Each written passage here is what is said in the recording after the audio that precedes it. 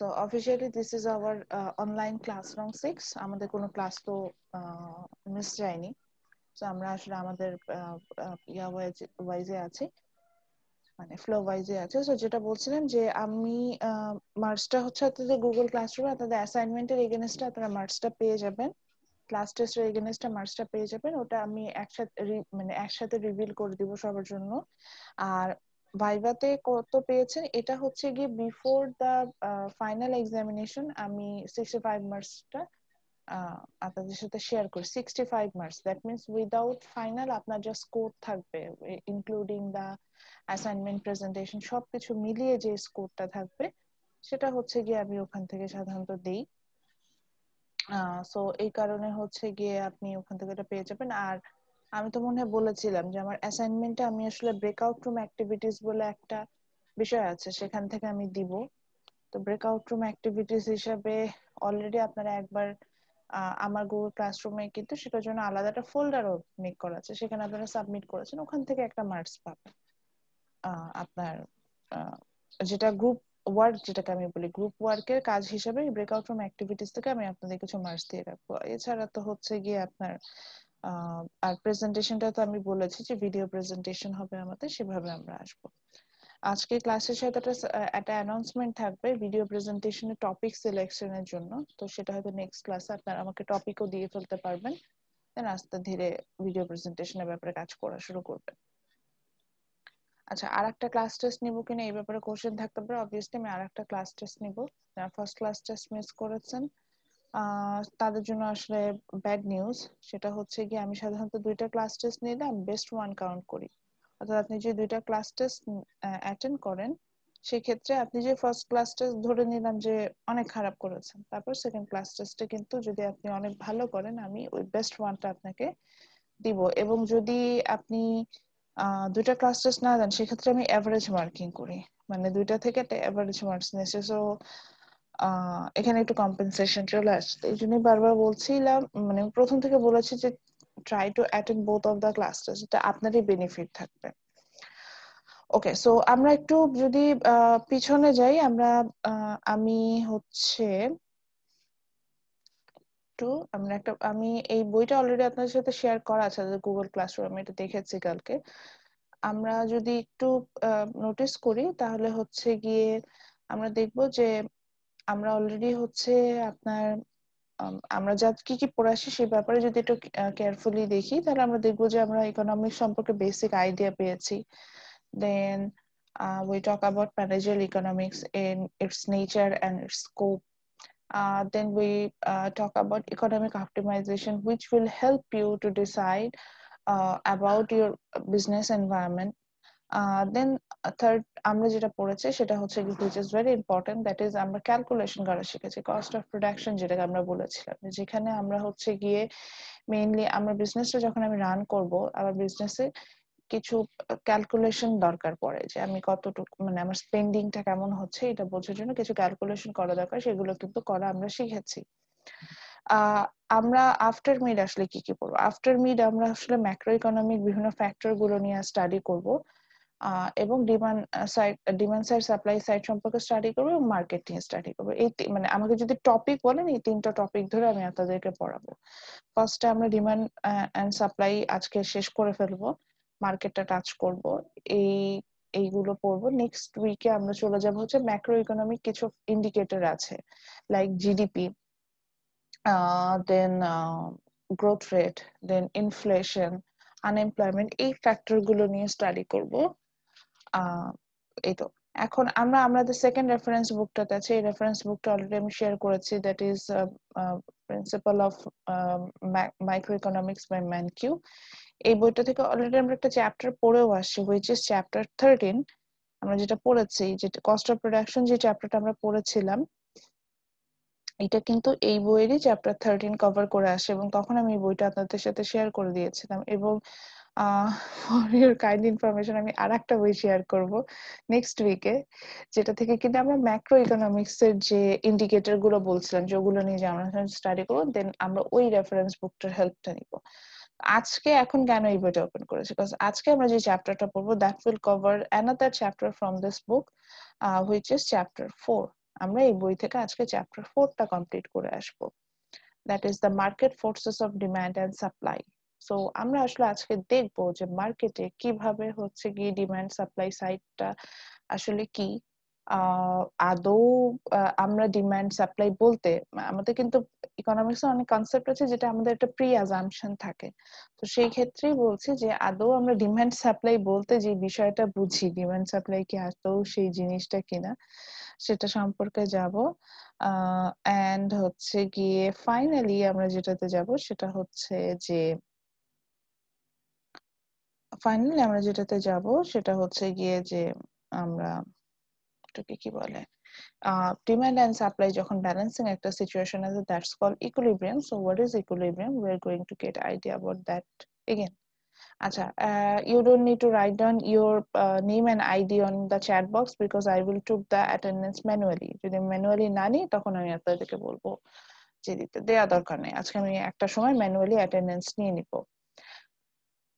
ওকে, so চলে যাই তাহলে চ্যাপ্টারটাতে। আমরা একটু বইয়ে দেখে আসি। আমি এটার জন্য আমার একটা স্লাইড আছে, আমি স্লাইডটা শেয়ার করে দেবো আপনাদের সাথে। তবে এটার জন্য না বইটাই এনাফ, স্লাইডটা জাস্ট আমার ইজি হওয়ার জন্য, আমি ক্লাসটা যাতে আমি একটু ইজিলি নিতে পারি এই জন্য ওই স্লাইডটা ইউজ করি, দ্যাটস ইট। এটা ওরকম মানে ওরকম কিছু না যে স্লাইড নাও পান তাও ক্লাস করতে হবে। সো চ্যাপ্টারটাতে আসলে কি কি পড়বো সেটা দেখি। চ্যাপ্টার 4 এ চলে গেলাম, দেখেন। So chapter 4 first you will get idea about the market, then there are different several type of market. আমরা এখানে আসলে দুইটা মার্কেট সম্পর্কে ফোকাস করব।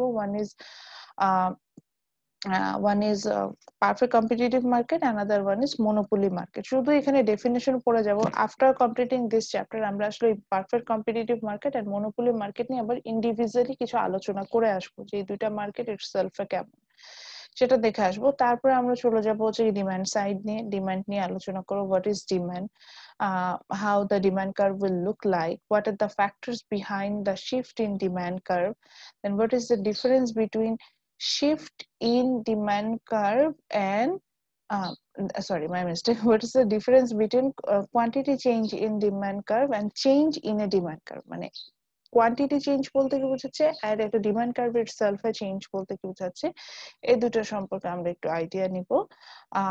এই যে মুভ গুলা কিভাবে হচ্ছে, অর্থাৎ একটা ডিমান্ড কার্ভ এবং অ্যালং এ ডিমান্ড কার্ভের মুভমেন্ট গুলো আসলে কিভাবে হয় সেটা বুঝবো। সেম থিং দ্য সাপ্লাইও যাব, সাপ্লাই কি, then law of supply, then how the supply curve will look like, then what are the factors behind the shift in supply curve, then what's the difference between shift in supply or change in supply and shift in supply curve in itself, and finally the term which is called equilibrium. আমরা দেখবো যে there is a balancing situation where the demand and supply both are equal, that's called equilibrium. So what is it and how we are going to find out the equilibrium price? In another sense, equilibrium price is called the market price. So how we are going to find out the market price from this balancing situation, we are going to get idea about that. And sometimes we heard about the term that is surplus and shortage. So how the surplus and shortage situation arises, এটাও আমরা দেখবো। এবং দেন এটাও একটা মজার বিষয় যে surplus থাকুক বা শর্টেজ থাকুক, আপনি যদি একটা ইকোনমিকে ছেড়ে দেন আবার কিন্তু হচ্ছে গিয়ে আপনার ইকুইলিব্রিয়ামে ব্যাক করে। সো এই কাম ব্যাকটা কিভাবে হবে সেটাও কিন্তু আমরা জানতে পারবো। So let's move to the slide. আমি স্লাইডে চলে যাচ্ছি, যেহেতু আমি বলেছি এটার জন্য একটা স্লাইড মেক করা আছে। আমি চেষ্টা করব যদি আমার মনে থাকে, আমি অনেক সময় ভুলে যাই, I'm sorry. As soon as possible I'm trying to share this slide with you. So in this chapter first we will get idea about the market. So আমি আজকের জন্য ক্লাসের জন্য একটু সাজেস্ট করব আজকের ক্লাসের জন্য পেন পেপার নিয়ে বসেন, কারণ আজকের ক্লাসে আমরা বেশ কিছু গ্রাফ ড্র করব, অনেক ইনফরমেশন দিব যেটা শর্টকাটে মনে রাখার একটা বিষয় থাকে। তো সেই ক্ষেত্রে আপনি যদি লেকচারটা আপনি আজকেরটা তুলে রাখেন এটা আপনার জন্য হেল্পফুল হবে। এবং আমাকে যদি একটা প্রশ্ন করেন, টু বি অনেস্ট, ফাইনালের জন্য আমার ফাইনালে ভাইভা কোশ্চেন করার কথা যদি আমাকে জিজ্ঞাসা করেন, এই চ্যাপ্টারটা কমপ্লিট করা মানে হচ্ছে গিয়ে ফাইনালের জন্য ভাইভা কোশ্চেন করার জন্য আমার কোনো অসুবিধা থাকবে না, কারণ এই চ্যাপ্টারের প্রত্যেকটা সেন্টেন্স থেকে একটা করে কোশ্চেন আস্ক করা যায়। মানে এত বেশি ইনফরমেশন আপনাদের এই চ্যাপ্টার থেকে আপনারা পাবেন যে আমি এবং আমার ক্ষেত্রেও আমার এন্ড থেকে আমি যেরকম প্রশ্ন করি, ছোট ছোট প্রশ্ন করতে পছন্দ করি টপিক থেকে, ভিতর থেকে সেটা আমি এই চ্যাপ্টার থেকে করতে পারবো। তো আজকে চ্যাপ্টারের জন্য আমি বলবো যে কাইন্ডলি লেকচারটা কালেক্ট করব। So first thing, what is market? আমরা অনেকগুলো কোর্সে মার্কেট সম্পর্কে আইডিয়া নিই, মার্কেটিং এও পড়ায়, এইচআর এও পড়ায়, ফাইন্যান্সও তো অবভিয়াসলি পড়ায়। সো যে মেজর যে স্ট্রিমেই থাকি না কেন আমরা কিন্তু মার্কেট সম্পর্কে সবাই একটা আইডিয়া রাখি। মার্কেট বললে আমরা আমাদের চোখের সামনে কি ভেসে ওঠে? ওই যে আমরা কোনো একটা কাঁচা বাজারে যাচ্ছি, ওখানে আমরা বার্গেনিং করছি, প্রোডাক্ট পারচেজ করে নিয়েছি, দ্যাটস মেবি মার্কেট। বা যারা একটু ধরেন কাঁচা বাজার যান না, তারা হয়তো চিন্তা করেন যে কোনো একটা সুপার শপে যাচ্ছেন, চুপচাপ প্রাইস দেখছেন, ট্যাগ লাইন দেখছেন, দেখে হচ্ছে গিয়ে পারচেজ করলেন, করে দেন বিল পেমেন্ট করলেন, করে চলে আসলেন, ওটাকে হয়তো মার্কেট ভাবছেন। বা আরো একটু যদি এক ধাপ অ্যাডভান্স হন, তাহলে হয়তো অনেকে এটাও ভাবছেন যে না, হয়তো মার্কেট হচ্ছে গিয়ে যে ওই সিচুয়েশনটা যেখানে মার্কেট হচ্ছে ওই সিচুয়েশনটা যেখানে হচ্ছে আপনি অনলাইনে হয়তো কিছু আপনি হচ্ছে অনলাইনে আপনি কিছু প্রোডাক্ট নিয়ে এসে আপনি হয়তো সেটাকে মার্কেট বলতে বুঝতে পারছেন।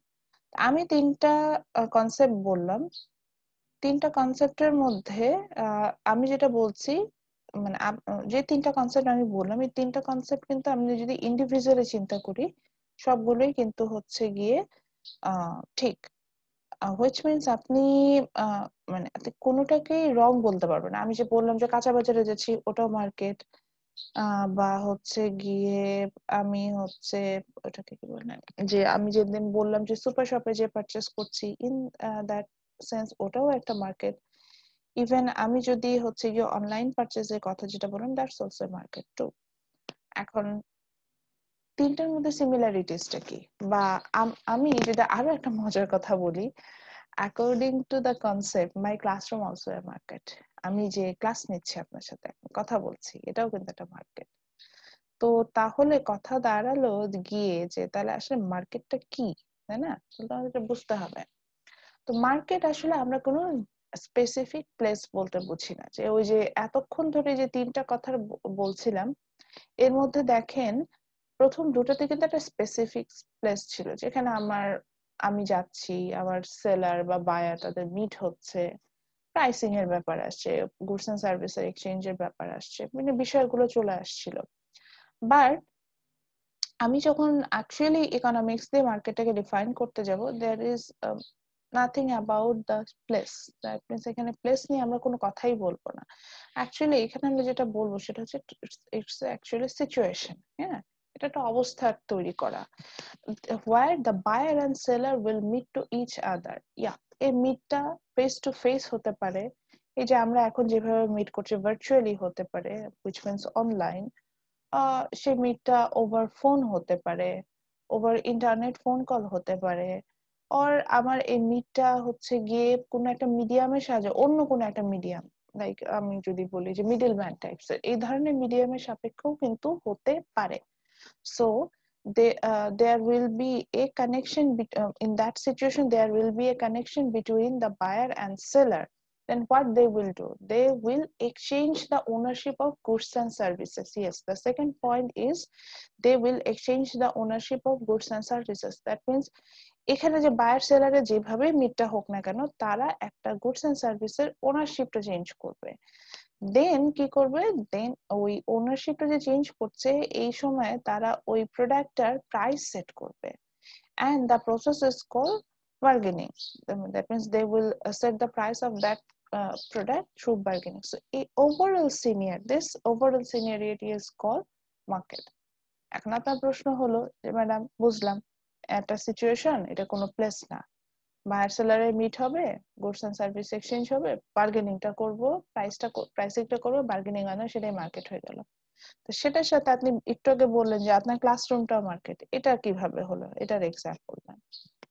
ভেরি ইজি, একটু চিন্তা করেন। আমার ক্লাসটার কথা দিয়ে বলি। আমার ক্লাসটা যখন আমি নিচ্ছি, এখানে গিয়ে I am the seller here obviously, cause আমি কিন্তু গুডস এন্ড সার্ভিসেস এই যে যখন একটু পর ডেফিনেশন পড়াবো সাপ্লাই ডিমান্ড ওখানে আরো বুঝবেন যে আমি কিন্তু উইলিংলি এখানে আমি একটা প্রোডাক্ট সেল করছি, মানে হুইচ ইজ সার্ভিস আমি আপনাকে প্রোভাইড করছি, এবং আপনিও কিন্তু এই সার্ভিসটা নিতে ইন্টারেস্টেড। আপনি সার্ভিসটা নিতে ইন্টারেস্টেড না হলে 8:30 বসে ক্লাস করতে আসতেন না। আমিও সার্ভিসটা প্রোভাইড করতে ইন্টারেস্টেড না হলে 8:30 ক্লাস স্টার্ট করতাম না। সো এটা হচ্ছে বিষয়। তো এখানে কিন্তু আমাদের মধ্যে মিট হওয়ার একটা, মানে আমাদের কিন্তু কি হয়েছে হুম ও আচ্ছা, সো এখানে কিন্তু আমাদের মধ্যে মিট হওয়ার একটা বিষয় আছে যে এবং both party are willing to do that। এবার আসি, এই যে আমরা মিট করছি, এই মিট করার পিছনে কিন্তু আমাদের একটা রিজন আছে, that means we are exchanging some sort of goods and services. So say for example in my class I'm selling or I'm providing the service, আমি ইনফরমেশন প্রোভাইড করছি আপনাদের, বা ইনফরমেশনটাকে ভালোভাবে বোঝার জন্য হেল্প করছি। এবার আসি লাস্ট পয়েন্টটা মিললো না, বললেন যে ম্যাডাম প্রাইস সেট করেছে কিভাবে। প্রাইসটা সেট, আসলে প্রাইসটা যে আমরা বার্গেনিং প্রসেসে সেট করবো এরকম না, এটা প্রিফিক্সড হতে পারে। এই ক্লাসে যে আপনি আসেন এটা হচ্ছে প্রিফিক্সড। কিভাবে? আপনি যখন অ্যাডমিশন নিয়েছেন ইউনিভার্সিটিতে, অবভিয়াসলি আপনি কম্পেয়ার করেছেন অনেকগুলো ইউনিভার্সিটির সাথে যে কি সার্ভিস পাবো, আমাকে যে প্রাইসটা পেমেন্ট করতে হবে এই দুটার মধ্যে মিলঝিল আছে কিনা। যখন আপনি দেখেছেন যে হ্যাঁ আমি যেটা পেমেন্ট করছেন সেই ওয়েজ আপনি agreed from a customer side, অর্থাৎ আপনি যে ডিমান্ড করছেন সেই সাইড থেকে যখন আপনার কাছে মনে হচ্ছে যে এই প্রাইসে এই প্রোডাক্টটা পেলে আপনি ইন্টারেস্টেড, তখনই কিন্তু আপনি এই ইউনিভার্সিটিতে অ্যাডমিশন নিয়েছেন। Same thing for me two. আমিও কিন্তু অনেকগুলো ইউনিভার্সিটি যাচাই বাছাই করেছি। আমি যখন দেখেছি যে ঠিক আছে ওকে ফাইন, আমি যে সার্ভিসটা প্রোভাইড করব এটার জন্য আমার এই ইউনিভার্সিটি আমাকে যে পেমেন্ট করছে ফর পার ক্লাস বা ফর পার সেমিস্টার, আমি ওকে উইথ দ্যাট, বা মান্থলি বেসিসে যেটা পেমেন্ট করছে আমি ওটার সাথে ওকে, দেন কিন্তু আমি এখানে আসছি। এখন যদি এমন হতো যে এখানে গ্রিন থেকে আমাকে যে প্রাইসটা মানে দিচ্ছে সেটাতে আমি এগ্রি না, আমি কিন্তু গ্রিনে আসতাম না। সেম থিং আপনার জন্য, আপনিও ধরেন যে আপনাকে যে প্রাইসে আপনি এই সার্ভিসটা পাচ্ছেন, এটা যদি আপনার কাছে মনে হতো যে আপনি এটাতে এগ্রিড না, আপনি কিন্তু হচ্ছে গিয়ে এই আপনি কিন্তু গ্রিনে স্টাডি করতেন না। এবং দেখেন এখানে কিন্তু কেউ আমাদেরকে প্রেশারাইজ করে না, আমরা কিন্তু উইলিংলি এখানে আসি, এখানে আসার বিষয়টা কিন্তু উইলিংলি থাকবে। সো তাহলে যদি সেটাই বলি, তাহলে দেখেন আমরা একটা সিচুয়েশনের মধ্যে আছি যেখানে আমাদের মধ্যে মিট হচ্ছে, এখানে আমাদের মধ্যে গুডস এন্ড সার্ভিসেস এক্সচেঞ্জ হচ্ছে, I am talking about my class. Then আমরা এবং এই গুডস এন্ড সার্ভিস এক্সচেঞ্জ হচ্ছে, এখানে মানি একটা টার্ম চলে আসে, মানে প্রাইসিং এর একটা ব্যাপার আছে, এবং সেটা কিন্তু হচ্ছে গিয়ে প্রাইসটা আমরা আগে থেকে প্রিফিক্স করে চলে আসি, বা it's a kind of bargaining process. বার্গেনিংটা কি করেছেন আপনি নিজের সাথে করেছেন যে এই প্রাইসে আমি এগ্রি কিনা। তো তাহলে কি এটাকে একটা মার্কেট না? এবং আর একটু যদি কেয়ারফুলি চিন্তা করেন, আমি আমার প্রথম ক্লাসে আপনাদের একটা ক্যালকুলেশন দেখিয়েছিলাম, যে আপনাদের পার ক্লাসের ভ্যালু দেখিয়েছিলাম, মোস্ট প্রবাবলি ইট ইট মোর দেন 800 টাকা ফর পার স্টুডেন্ট, তাই না? মনে আছে? Yes ma'am. এটা কিন্তু হচ্ছে কি, আপনি দেখেন এই যে পেমেন্ট করে আসছেন এই মার্কেটে আসার আগে, এবং ওইখান থেকে কিন্তু আমি প্রাইসিংটা বের করেছি যে আপনার প্রোডাক্টের দামটা কিন্তু এরকম। সো তাহলে কিন্তু সেই কথা অনুযায়ী আমার ক্লাসটা যেমন একটা মার্কেট, আমার ক্লাস করে আপনি যে কোনো ক্লাসে করেন না কেন সবগুলোই একটা মার্কেট। আপনি 1 নাম্বার কাঁচা বাজারে যান ওটাও একটা মার্কেট, কারওয়ান বাজারে যান ওটাও একটা মার্কেট, আবার আপনি অনলাইনে পারচেস করছেন সেটাও একটা মার্কেট হতে পারে, আপনি শেয়ার বাজারে যাচ্ছেন সেটাও একটা মার্কেট, আবার হচ্ছে গিয়ে আপনি স্বপ্ন এগোরা বা মিনা বাজার যেখানে যে আপনি শপিং করেন না কেন, those are also market to. So now এবার চলে যাই যে মার্কেটে আমি কোনো ক্লাসিফিকেশন পাই কিনা। ইয়েস, মার্কেটটাকে আসলে আমি দুটো ভাগে ভাগ করতে পারবো। আমি এখানে যেভাবে একটা অ্যারো দিয়ে দেখিয়েছি যে মার্কেটটাকে দুটা টাইপসে নিয়ে আসছি, আমি একটু এক্সপেক্ট করবো যে আপনারাও এইভাবে একটু লিখে রাখবেন, তাতে সুবিধা হবে। তো আমরা যখন মার্কেটটাতে আমি এটাকে ভাগ করতে যাব, আমরা দেখবো যে মার্কেট অ্যাকচুয়ালি দুই ধরনের। আমরা ফার্স্ট মানে অনেক ধরনের মার্কেট আছে, এটা একটু বলে নিই। আমি অ্যাটলিস্ট আমি চার ধরনের মার্কেট সম্পর্কে বেসিক লেভেলেই পড়ে আসি আমরা। এছাড়াও মানে মনোপলি হবে, কম্পিটিটিভ মার্কেট হবে, monopsony, then duopoly, oligopoly, imperfect competition, perfect competition, মানে অনেক ধরনের ক্রাইটেরিয়া বেসিসে আমি মার্কেটটাকে ভাগ করতে পারি। এখানে জাস্ট ফর সিম্পলিসিটি আমি এখানে ভাগ ভাগ করেছি হচ্ছে according to the number of seller, মানে অনেকগুলো ক্রাইটেরিয়া থাকে তো।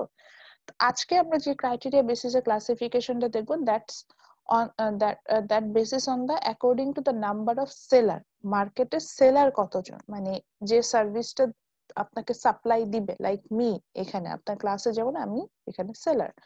So according to the number of seller আমি এখানে আসলে মার্কেটটাকে দুই ধরনের দেব। The first one is competitive market. ঠিক এইভাবেই লিখে রাখবেন, মার্কেট লিখে দুটো অ্যারো দিয়ে এরকম দুটো ডিম ডিম করে রাখবেন, ডিমের মতো, তাহলে আপনার মনে থাকবে। সো কম্পিটিটিভ মার্কেট লেখার আগে আমি একটু লিখে রাখি, তাতে আপনাদের মনে থাকবে। এইভাবে লিখে রাখবেন, many buyers,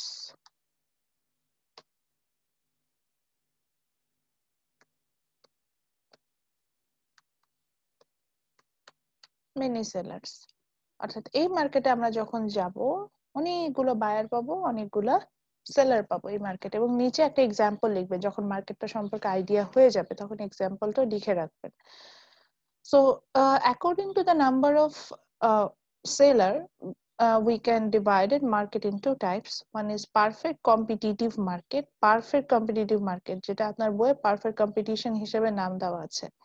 And the second one is monopoly market. So in Bangla, perfect competitive call পূর্ণ প্রতিযোগিতামূলক বাজার। So in perfect competitive market, there are many buyers and many sellers. অনেক বায়ার, একজন দুইজন না, অনেক বেশি বায়ার আছে, অনেক বেশি সেলার আছে।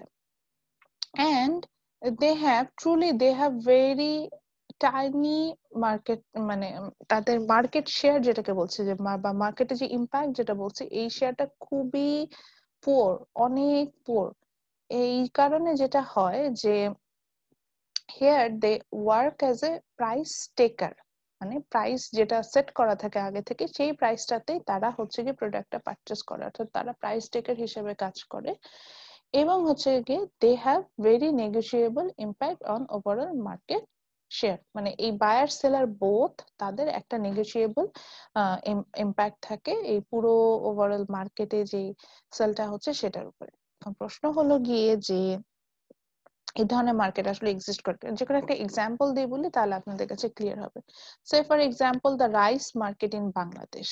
অবভিয়াসলি বাংলাদেশে সবাই চাল খায়, so there are many buyers. একইভাবে একজন দুইজন কিন্তু সেলার নেই। দেখেন ঢাকা শহরেও যেমন সেলার আছে, পঞ্চগড়েও আছে, আবার চিটাগংয়েও আছে। So there are many buyers and many seller, দুটো পয়েন্ট কিন্তু চলে গেল।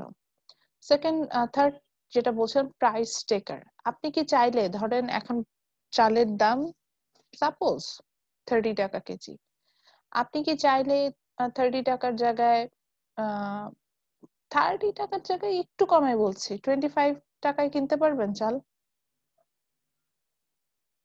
সম্ভব? একটু চিন্তা করে দেখেন তো। পারবো যদি হাফ কেজি কিনি। Half KG?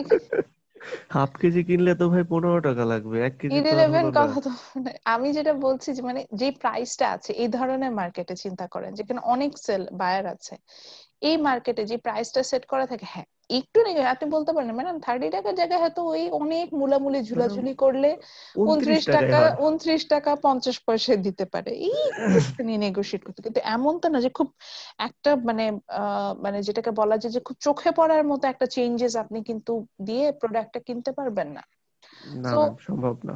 এই ধরনের মার্কেটে যেটা হয় যে you act as a price taker. এখন এখানে একটা প্রশ্ন আসে যে কেন ম্যাডাম আমি প্রাইস টেকার হিসেবে কাজ করব, আমি প্রাইস সেট করব, সেটা আমি একটু একটু পরে অ্যান্সারটা দিব কেন আপনি প্রাইস টেকার হিসেবে এখানে কাজ করবেন। একইভাবে সেলাররাও কিন্তু এখানে যে মার্কেট প্রাইস থাকে সেই প্রাইসে সে সেল করে। আমার একটা সময় একটা কোশ্চেন ছিল, মানে আমি যখন স্টুডেন্ট লাইফে ছিলাম আমার এটা খুব মানে খুব কমন একটা কোশ্চেন, যে সাপোজ আমি ধরে নিচ্ছি যে ঢাকায় কম্পারেটিভলি রিচ পিপলরা হচ্ছে ধরেন গুলশানে থাকে, আর একটু অ্যাভারেজ ইনকামের পিপল যারা বা একটু লো ইনকামের পিপল যারা তারা মিরপুরে থাকে।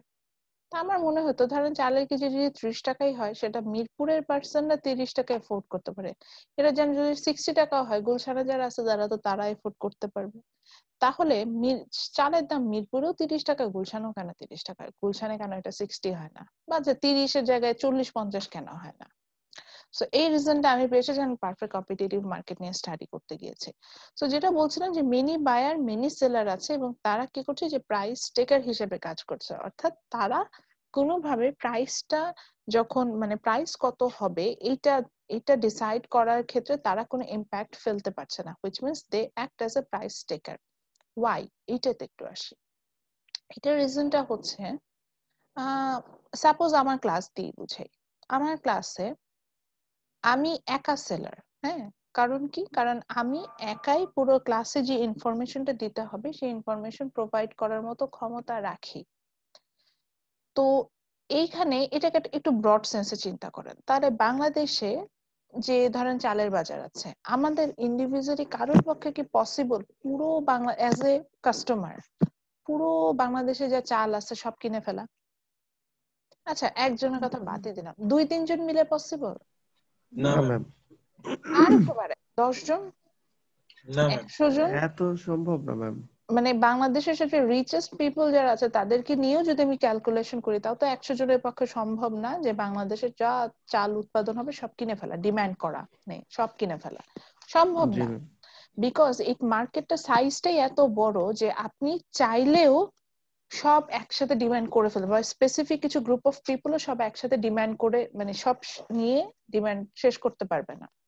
ঠিক একইভাবে সাপ্লাই সাইড থেকে চিন্তা করেন তো, ধরেন আমি চালের বাজারের কথাই বলছি, একজনের পক্ষে বাংলাদেশে সব চাল সাপ্লাই করা পসিবল? মানে একাই সে চাল ওই যে প্রোডাকশনে যাবে, ফার্মারদের মতো প্রোডাকশনে যাবে, তারপর প্রসেস। না ম্যাম। আচ্ছা, একজনের জায়গায় 10 জন, 100 জন, 1000 জন, দেখেন সম্ভব না। বাংলাদেশে চালের বাজারটা এত বড় যে 100 জন সাপ্লায়ার মিলেও কিন্তু আপনি পুরো বাংলাদেশে চাল সাপ্লাই করতে পারবেন না।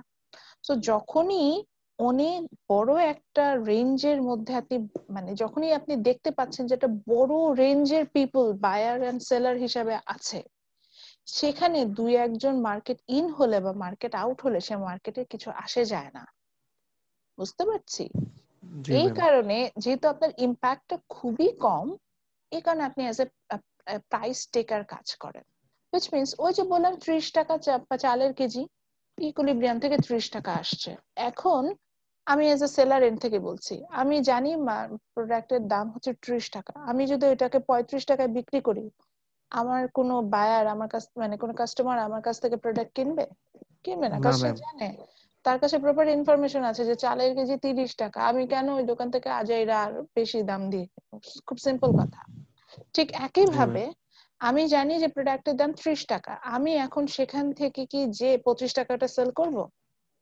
যে আমি না। দেখতেই পাচ্ছি আমার পাশের দোকানে 30 টাকা সেল হচ্ছে, আমি কেন? হ্যাঁ, আমি 25 টাকা সেল করলে আমার কাস্টমার বাড়বে, কিন্তু আমি কি লস করে যে প্রোডাক্টের দাম আমি জানি ইজিলি 30 টাকাতে পাবো, তাহলে আমি সেটা কি আমার লস করে আমি ওটাকে 25 টাকা মানে 5 টাকা লেস করে 25 এ সেল করবো? অবভিয়াসলি না।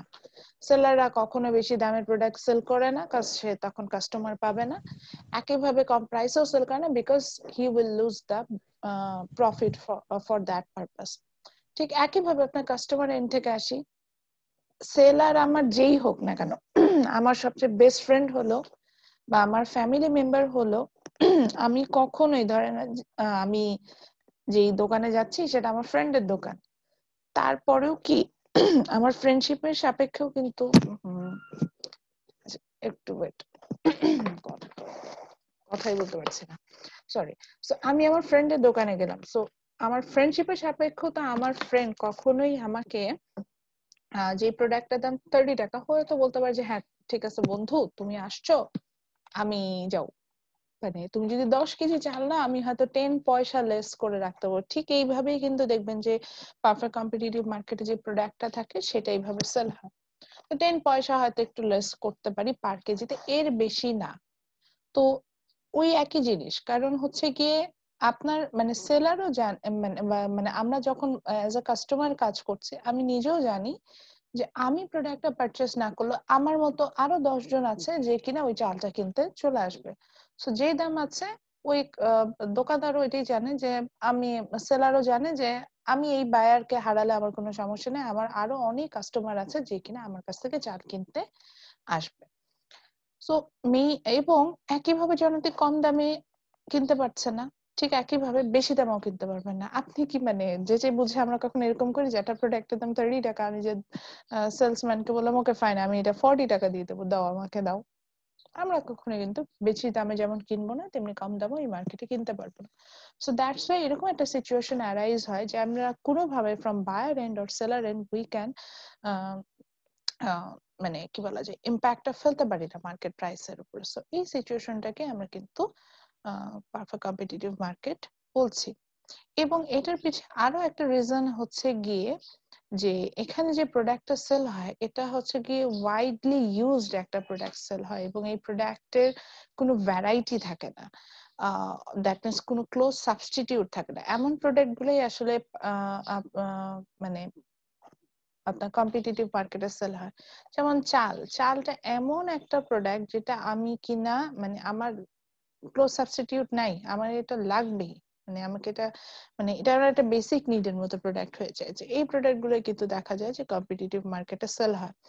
এবং এটার কোনো মানে চালের কোনো অল্টারনেটিভ আছে নাই কিন্তু। তো এরকম কিন্তু বিষয়গুলো হয়ে যায়, এবং চালটা একা উৎপাদন করা সম্ভব না, ঠিক একইভাবে একা ডিমান্ড করাও সম্ভব না, এরকম একটা প্রোডাক্ট আমরা পাই। তা পারফেক্ট কম্পিটিটিভ মার্কেট বলতে কি বুঝলাম? পারফেক্ট কম্পিটিটিভ মার্কেট বলতে বুঝলাম যে it's a type of market to where there will be many buyer and many seller.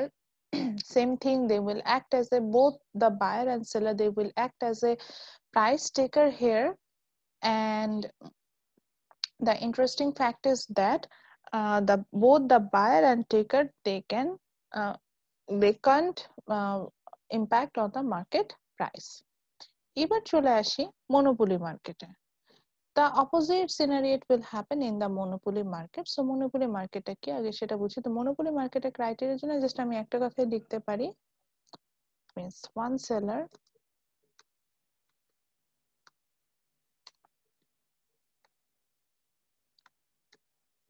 many buyer।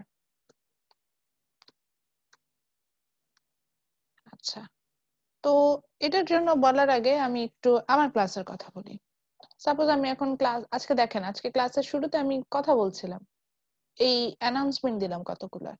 এই অ্যানাউন্সমেন্ট দেওয়ার সময় কি আমি কারোর কাছ থেকে কোনো মানে কোনো ওপিনিয়ন নিয়েছি? লাইক আমি কি মারিশাকে বলেছি যে ম্যাডাম আপনি বলেন এটা হবে কিনা, বা আনামুলকে কি বলেছি যে স্যার বলেন এইভাবে ক্লাসে যাব কিনা, কারোর কাছ থেকে, বা আবিদকে কিছু বলেছি? কাউকে কিন্তু আমি কিছু বলিনি। ক্লাস শুরু করলাম, শুরু করে আমি বললাম যে আজকে কোনো কপি চেক করব না, সরি কোনো রেজাল্ট দিব না।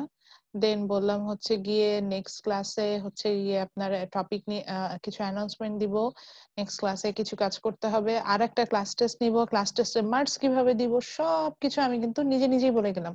কোনো কারোর কোনো ওপিনিয়ন আমি কিন্তু এখানে নেই নাই, বিকজ আমি যে মার্কেটে এখন আছি এই মার্কেটটা হচ্ছে monopoly market, and I'm only one seller here and I have the মানে মনোপলিস্টিক পাওয়ার যেটাকে বলে, একচেটিয়া যে একটা পাওয়ার, যেটা সেই পাওয়ারটা আমার কাছে আছে। আচ্ছা, মনো কথাটা যখন আমরা ইউজ করে থাকি নরমালি ম্যাথমেটিক্যাল টার্মে, মনো বলতে আমরা সিঙ্গুলার টার্ম বুঝি, একটা, এরকম বোঝাতে আমরা সাধারণত মনো কথাটা ইউজ করি। So monopoly market in Bangla it's called একচেটিয়া বাজার। In this market there is only one seller but many buyer. So যখনই একজন সেলার চলে আসে, he or she can impact all over the market price. So yes, here is that seller or that monopolist, এই monopoly market ওই একজন সেলারকে বলা হয় monopolist. So that monopolist can impact on the market price. ঠিক আছে? তো সে কিন্তু easily ইম্প্যাক্টটা ফেলতে পারে এবং মার্কেট প্রাইসটাকে ইজিলি সে ম্যানিপুলেটেড করতে পারে। তো এই ধরনের মার্কেটটাকে কিন্তু আমি মনোপলি মার্কেট বলে থাকছি। যেমন এটার পারফেক্ট এক্সাম্পল হচ্ছে মাই ক্লাস। আপনার ক্লাস কিভাবে মনোপলি মার্কেট হলো? দেখেন এই সেমিস্টারে এই কোর্সের ম্যানেজার ইকোনমিক্স কোর্স একটাই অফার হয়েছে। এখন আপনি এটা একটা কোর কোর্স, আপনার এই আপনার ডিগ্রি কমপ্লিটেশনের জন্য এই কোর্সটা আপনাকে অবভিয়াসলি কমপ্লিট করে আসতে হবে। তো আপনি চান বা না চান আপনাকে কোর্স নিতে হবে। এখন এই কোর্স না মানে কোর্স এখন নিলে এখন আপনার টিচার পছন্দ হোক বা না হোক সে টিচারের ক্লাসেই যেতে হবে। এখন আমি তো জানি যে এই সেমিস্টারে আমি একা এই কোর্সের মানে আমি একা সেলার বলতে গেলে, এই কোর্সটা একা আমিই নিতে পারবো, এই জন্য আমিই নিচ্ছি, আমি একাই সেলার। এখন হচ্ছে গিয়ে আপনার ইচ্ছা হলে আপনি পড়বেন, না হলে নাই, তো কোনো সমস্যা নেই। কারণ আপনি একা চলে গেলে আমার এরকম আরো 10-20টা স্টুডেন্ট আছে, আমি তাদের ক্লাস নিয়ে শেষ করে ফেলতে পারবো, আমার কিন্তু কোনো অসুবিধা নাই। তো মনোপলিস্টদের যেটা সুবিধা হয়ে যায়, তারা যে প্রোডাক্টটা সেল করে এটা একটা আইডেন্টিক্যাল প্রোডাক্ট হয়, অর্থাৎ এই প্রোডাক্টের সাথে কোনো প্রোডাক্টের কোনো মিল নাই। তো ও যে প্রোডাক্টটা সেল করে আমরা কাইন্ড অফ বাধ্য হই প্রোডাক্টটা পারচেজ করতে, কারণ ওই প্রোডাক্টটা ছাড়া আমাদের আর অল্টারনেটিভ কোনো অপশন থাকে না। সো ওই মনোপলিস যে প্রাইসটা ক্লেম করে আমরা ওই প্রাইসে প্রোডাক্টটা কিনি, এবং মনোপলিসটি আসলে একচেটিয়া ভাবে পুরো মার্কেটটাকে কন্ট্রোল করে। আপনি বলবেন ম্যাডাম এখানে তো তাহলে বায়ারদের অনেক কষ্ট, তারা তো ম্যানিপুলেটেড হয়। হ্যাঁ অবশ্যই কষ্ট, এই যে যেমন আপনাদের কষ্ট, আমি যা যা বুঝি ওই ক্লাস হবে। সো এইটা হচ্ছে গিয়ে মনোপলি মার্কেটের ক্যারেক্টারিস্টিক। যেমন এখন আপনার মনে হলো যে ম্যাডাম এই ধরনের মার্কেট তো এক্সিস্ট করে না, তা যার পাশে প্রচুর মনোপলিস্ট মানে মনোপলি মার্কেট আছে, দুই একটা কি এক্সাম্পল দিতে পারবেন? একটু চিন্তা করেন তো এরকম কোনো মার্কেট আছে কিনা, আমি দিব অবশ্যই এক্সাম্পল। কারোর মাথায় কোনো আইডিয়া নাই? আচ্ছা শরীফুল ইসলাম, উনাকে আমি সবার ফার্স্টে আজকে ক্লাসে জয়েন করতে দেখেছি। আপনি কি বলতে পারবেন একটা মনোপলি মার্কেটের এক্সাম্পল? ম্যাম ইসের করোনার ভ্যাকসিন রিসেন্টলি হচ্ছে কি যে যুক্তরাষ্ট্রের কোন একটা প্রতিষ্ঠান আবিষ্কার করেছে। তো দে আর অলমোস্ট থার্ড ট্রায়াল শেষ করে ফেলেছে বলছে। জি ম্যাম ওরা এসেও যাচ্ছে। তো ওরা এখন যেই প্রাইস সেট করবে সবাইকে সেই প্রাইসেই কিনতে হবে। এত দূরে যাচ্ছি কেন, একটু আশেপাশে তাকাই। ম্যাম যেমন হচ্ছে বর্তমানে বিদ্যুৎ, ইয়েস আমি এটা এক্সপেক্ট করতাম। ইলেকট্রিসিটি, আমাদের দেশে ইলেকট্রিসিটির দাম খুব ঊর্ধ্বগামী, তো কিছুদিন জি কিছু ম্যাম। মানে বছরে 3-4 বার করে ইলেকট্রিসিটির প্রাইস বাড়ে, সেটা নিয়ে একটু বলি। আচ্ছা এই যে Dhaka electricity company, electricity supplier company DESCO, it's a perfect example of monopoly market. ধরেন আমরা সবাই মিরপুরে থাকি সাপোজ, হ্যাঁ সবাই মিরপুরে আছি, যেটা আমাদের সিটি ক্যাম্পাসটা মিরপুরে, যেটা মিরপুর দিয়ে বললাম, দ্যাটস ইট। সো আমরা সবাই মিরপুরে আছি। এখন আমরা চিন্তা করলাম যে আগে ইলেকট্রিসিটির প্রাইস ছিল হচ্ছে পার ইউনিট 5 টাকা, এখন গভর্নমেন্ট সেটা মানে ডেসকো সেটা ইনক্রিজ করে বানিয়ে দিল পার ইউনিট 30 টাকা। সো আমরা কেউ এগ্রিড না, আমাদের এই ক্লাসে আসলে অনেকগুলো স্টুডেন্ট, আমরা ইন টোটাল ধরেন 40%। সো আমরা সবাই ডিসাইড করলাম যে আমরা এই 30 টাকা পার ইউনিট ইলেকট্রিসিটি কিনবো না। আমরা এই জন্য কি করলাম, ডেস্কর অফিসে গেলাম, যে প্রতিবাদ জানালাম যে আমরা 30 টাকা পার ইউনিটে ইলেকট্রিসিটি কিনবো না। ডেস্কো বললো ওকে ফাইন কিনো না, কোনো সমস্যা নেই। কারণ ডেস্কো জানে আমরা 30 পিপল না কিনলে কোনো সমস্যা নেই, কারণ এর বাইরে ঢাকা সিটিতে আরো 1 কোটি মানুষ আছে যারা ওর কাছ থেকে ইলেকট্রিসিটি কিনবে। Okay fine. আপনাদের খুব মানে ইগোতে লাগলো, আপনারা বলেন যান আমরা গ্রিন ইউনিভার্সিটি কোন স্টুডেন্টই ডেস্কো থেকে ইলেকট্রিসিটি কিনবো না। ডেস্কো বললো ওকে ফাইন, তাও কিনো না। গ্রিন ইউনিভার্সিটির ধরেন সাপোজ এখন মোর দ্যান 7,000 স্টুডেন্ট আছে, 7,000 স্টুডেন্টই ইলেকট্রিসিটি কিনলো না, তাও ডেস্কো বলবে তাও আমার কোনো সমস্যা নেই। এরপরে সে আরো একটু ব্রড সেন্সে চাই, মিরপুরে যত মানুষ আছে তারা সবাই বললো আমরা এই ডেস্কো থেকে ইলেকট্রিসিটি কিনবো না, তাও ডেস্কো বললো ওকে ফাইন, মিরপুরবাসী কেউই ইলেকট্রিসিটি কেন না, তাও আমার কোনো সমস্যা নেই, আমি ইন্ডিয়াতে দরকার হলে ইলেকট্রিসিটি এক্সপোর্ট করব। বিকজ এই যে মনোপলি মার্কেটে মনোপলিস জানে যে সে যেই প্রোডাক্টটা সেল করে এই প্রোডাক্টটার মার্কেটে এই যে ডিমান্ড আছে, এবং ডিমান্ডটা এমনই যে আপনি চাইলেও এটাকে সুইচ করে অন্য কোনো প্রোডাক্টে যেতে পারেন। আপনি হয়তো এই যে মনে মনে ভাবছেন ইলেকট্রিসিটি কিনবো না, ইলেকট্রিসিটি না কিনলে আপনার কোনো অপশন আছে? দেখেন তো আপনি বলবেন যে ম্যাডাম পল্লী বিদ্যুৎ থেকে নিব, পল্লী বিদ্যুৎ আর ডেসকো তো সেম থিং। আচ্ছা তারপরে চিন্তা করলেন যে সোলার প্যানেল জেনারেটর দিয়ে কিনবো করবো, ম্যাম। হ্যাঁ ওটা বলছে সোলার প্যানেল দিয়ে কিনবো। আপনি একটু চিন্তা করেন তো আপনার বাসায় কি পরিমাণ ইলেকট্রিসিটি কনজাম্পশন, একটা জেনারেটর এফোর্ড আপনি করতে পারবেন, এটা জেনারেটরের দাম কিরকম, বা সোলার প্যানেল সেট করতে যে খরচ হয় সেগুলো কিন্তু আমাদের পক্ষে এফোর্ড করা পসিবল হয়। তো পুরো ওভারঅল সিনারিওটা এমন দাঁড়ায় যে আমি চাইলেও কিন্তু ইলেকট্রিসিটি ছাড়া আমার কাছে কিন্তু কোনো অপশন নাই যে আমি সেই অপশন থেকে হচ্ছে গিয়ে আপনার প্রোডাক্টটা পারচেজ করতে পারছি। তো বিষয়টাই অনেকটা এরকম যে আমি যে প্রোডাক্ট মনোপলি মার্কেটে যে প্রোডাক্টটা সেল হয় সেই প্রোডাক্টের অল্টারনেটিভ আমাদের কাছে কোনো কিছু থাকে না।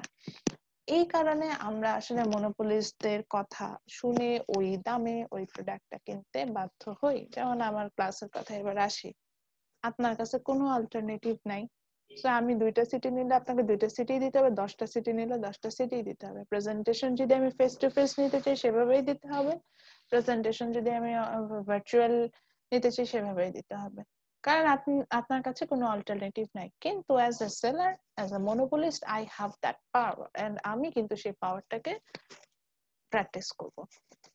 এখন আসি, তাহলে তো ম্যাডাম এইভাবে চিন্তা করলে আমাদের প্রত্যেকটা ক্লাসে একটা মনোপলি টাইপের ক্লাস। হ্যাঁ, অবশ্যই সেটা।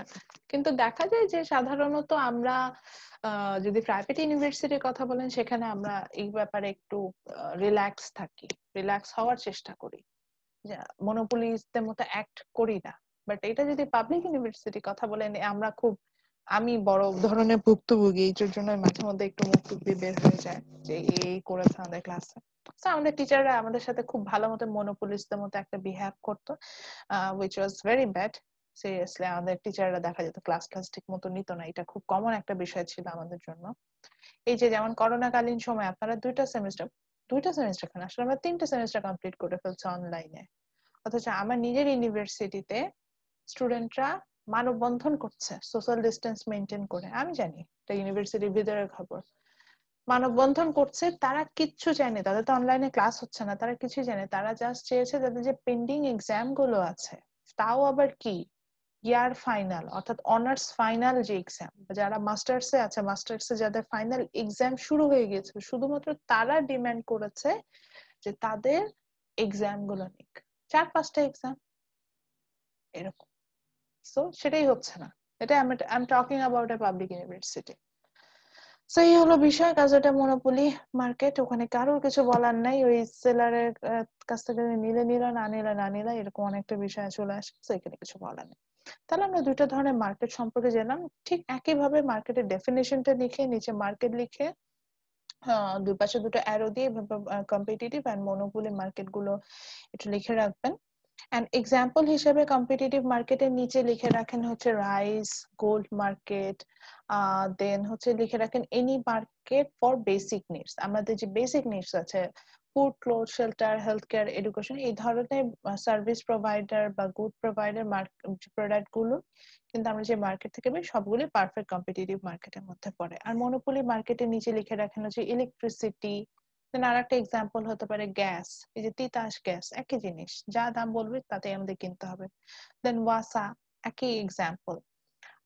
দেন হচ্ছে গিয়ে আপনি বলতে পারেন টেলিকমিউনিকেশন, বাংলাদেশের যদিও পারফেক্টলি মনোপলি মার্কেটের মধ্যে ওটা যায় না, ওটা আসলে আমি বলবো অলিগোপলি মার্কেটে যায়, কাইন্ড অফ সিমিলার, যে বাংলাদেশের টেলিকমিউনিকেশনে কিন্তু অনেকটা মনোপলি মার্কেটের মধ্যেই অ্যাক্ট করে, মানে মনোপলি মার্কেটে কিন্তু আর একটু ভ্যারাইটি আছে সেটার মধ্যে, এটা বলছিলাম। আমাকে বোঝাতে পেরেছি বিষয়টা? তো জি ম্যাম। আপনি জি আমার ম্যাম। ক্লাস শেষে আজকে যেটা করবেন যে একটু নিজেই চারপাশে তাকায় বসে বসে চিন্তা করবেন যে কোন মার্কেটটা হচ্ছে গিয়ে মনোপলি মার্কেট বিলং করে আর কোন মার্কেটটা হচ্ছে গিয়ে আপনার পারফেক্ট কম্পিটিটিভ মার্কেট বিলং করে, কোন প্রোডাক্টটা, এটা চিন্তা করবেন। So next our important topic is, now we will talk about the demand side. So demand বলতে আমরা কি বুঝি? আচ্ছা, কাউকে একটু প্রশ্ন করি, মারিশা একটু বলেন আপনার কাছে ডিমান্ড কি?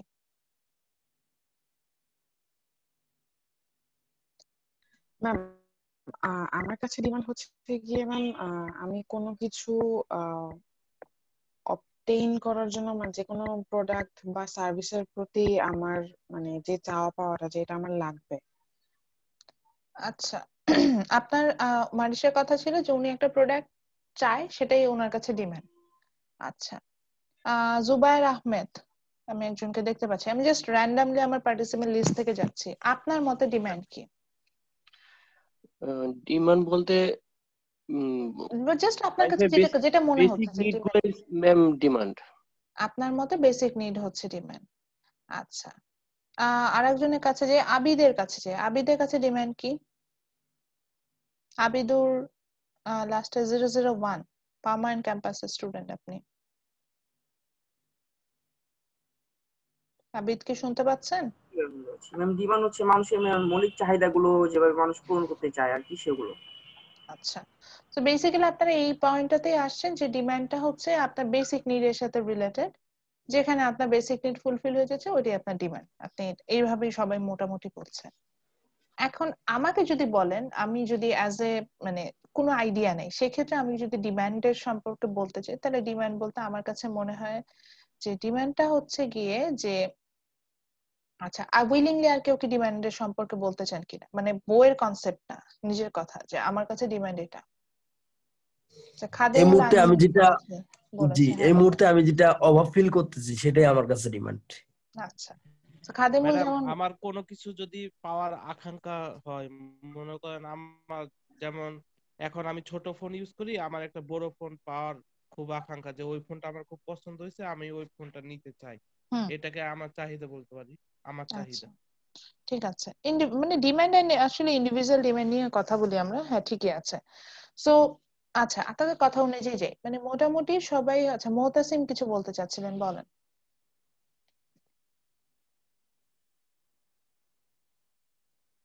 মুহতাসিম, আপনি মেবি কিছু বলতে চাচ্ছেন অ্যাবাউট ডিমান্ড।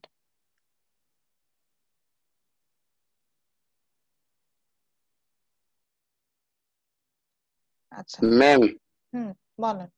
মার্কেটিং এর ভাষায় আসলে ডিমান্ড বলতে এটা বোঝায়, যেমন আমার একটা প্রোডাক্ট আছে, এই প্রোডাক্ট একটা পার্টি বা একটা ক্লায়েন্ট বা একটা কাস্টমার কিনতে চাচ্ছে, ওই হুম কেনাটাই কিন্তু তার কাছে সেটা ডিমান্ড। সে চাচ্ছে যে এই প্রোডাক্টের কোয়ালিটি, প্রাইস সবকিছু মিনিমাইজ করে যে জিনিসটা পেতে চায়, ওইটাকে আসলে ডিমান্ড বুঝে ওই পার্টির বা ওই ক্লায়েন্টের বা ওই কাস্টমারের বা আমার, আমিও একটা কাস্টমার হতে পারি, এটা হুম হুম হুম ওই রকম সেটাকে আপনি কিছু ডিমান্ড, বুঝাবেন।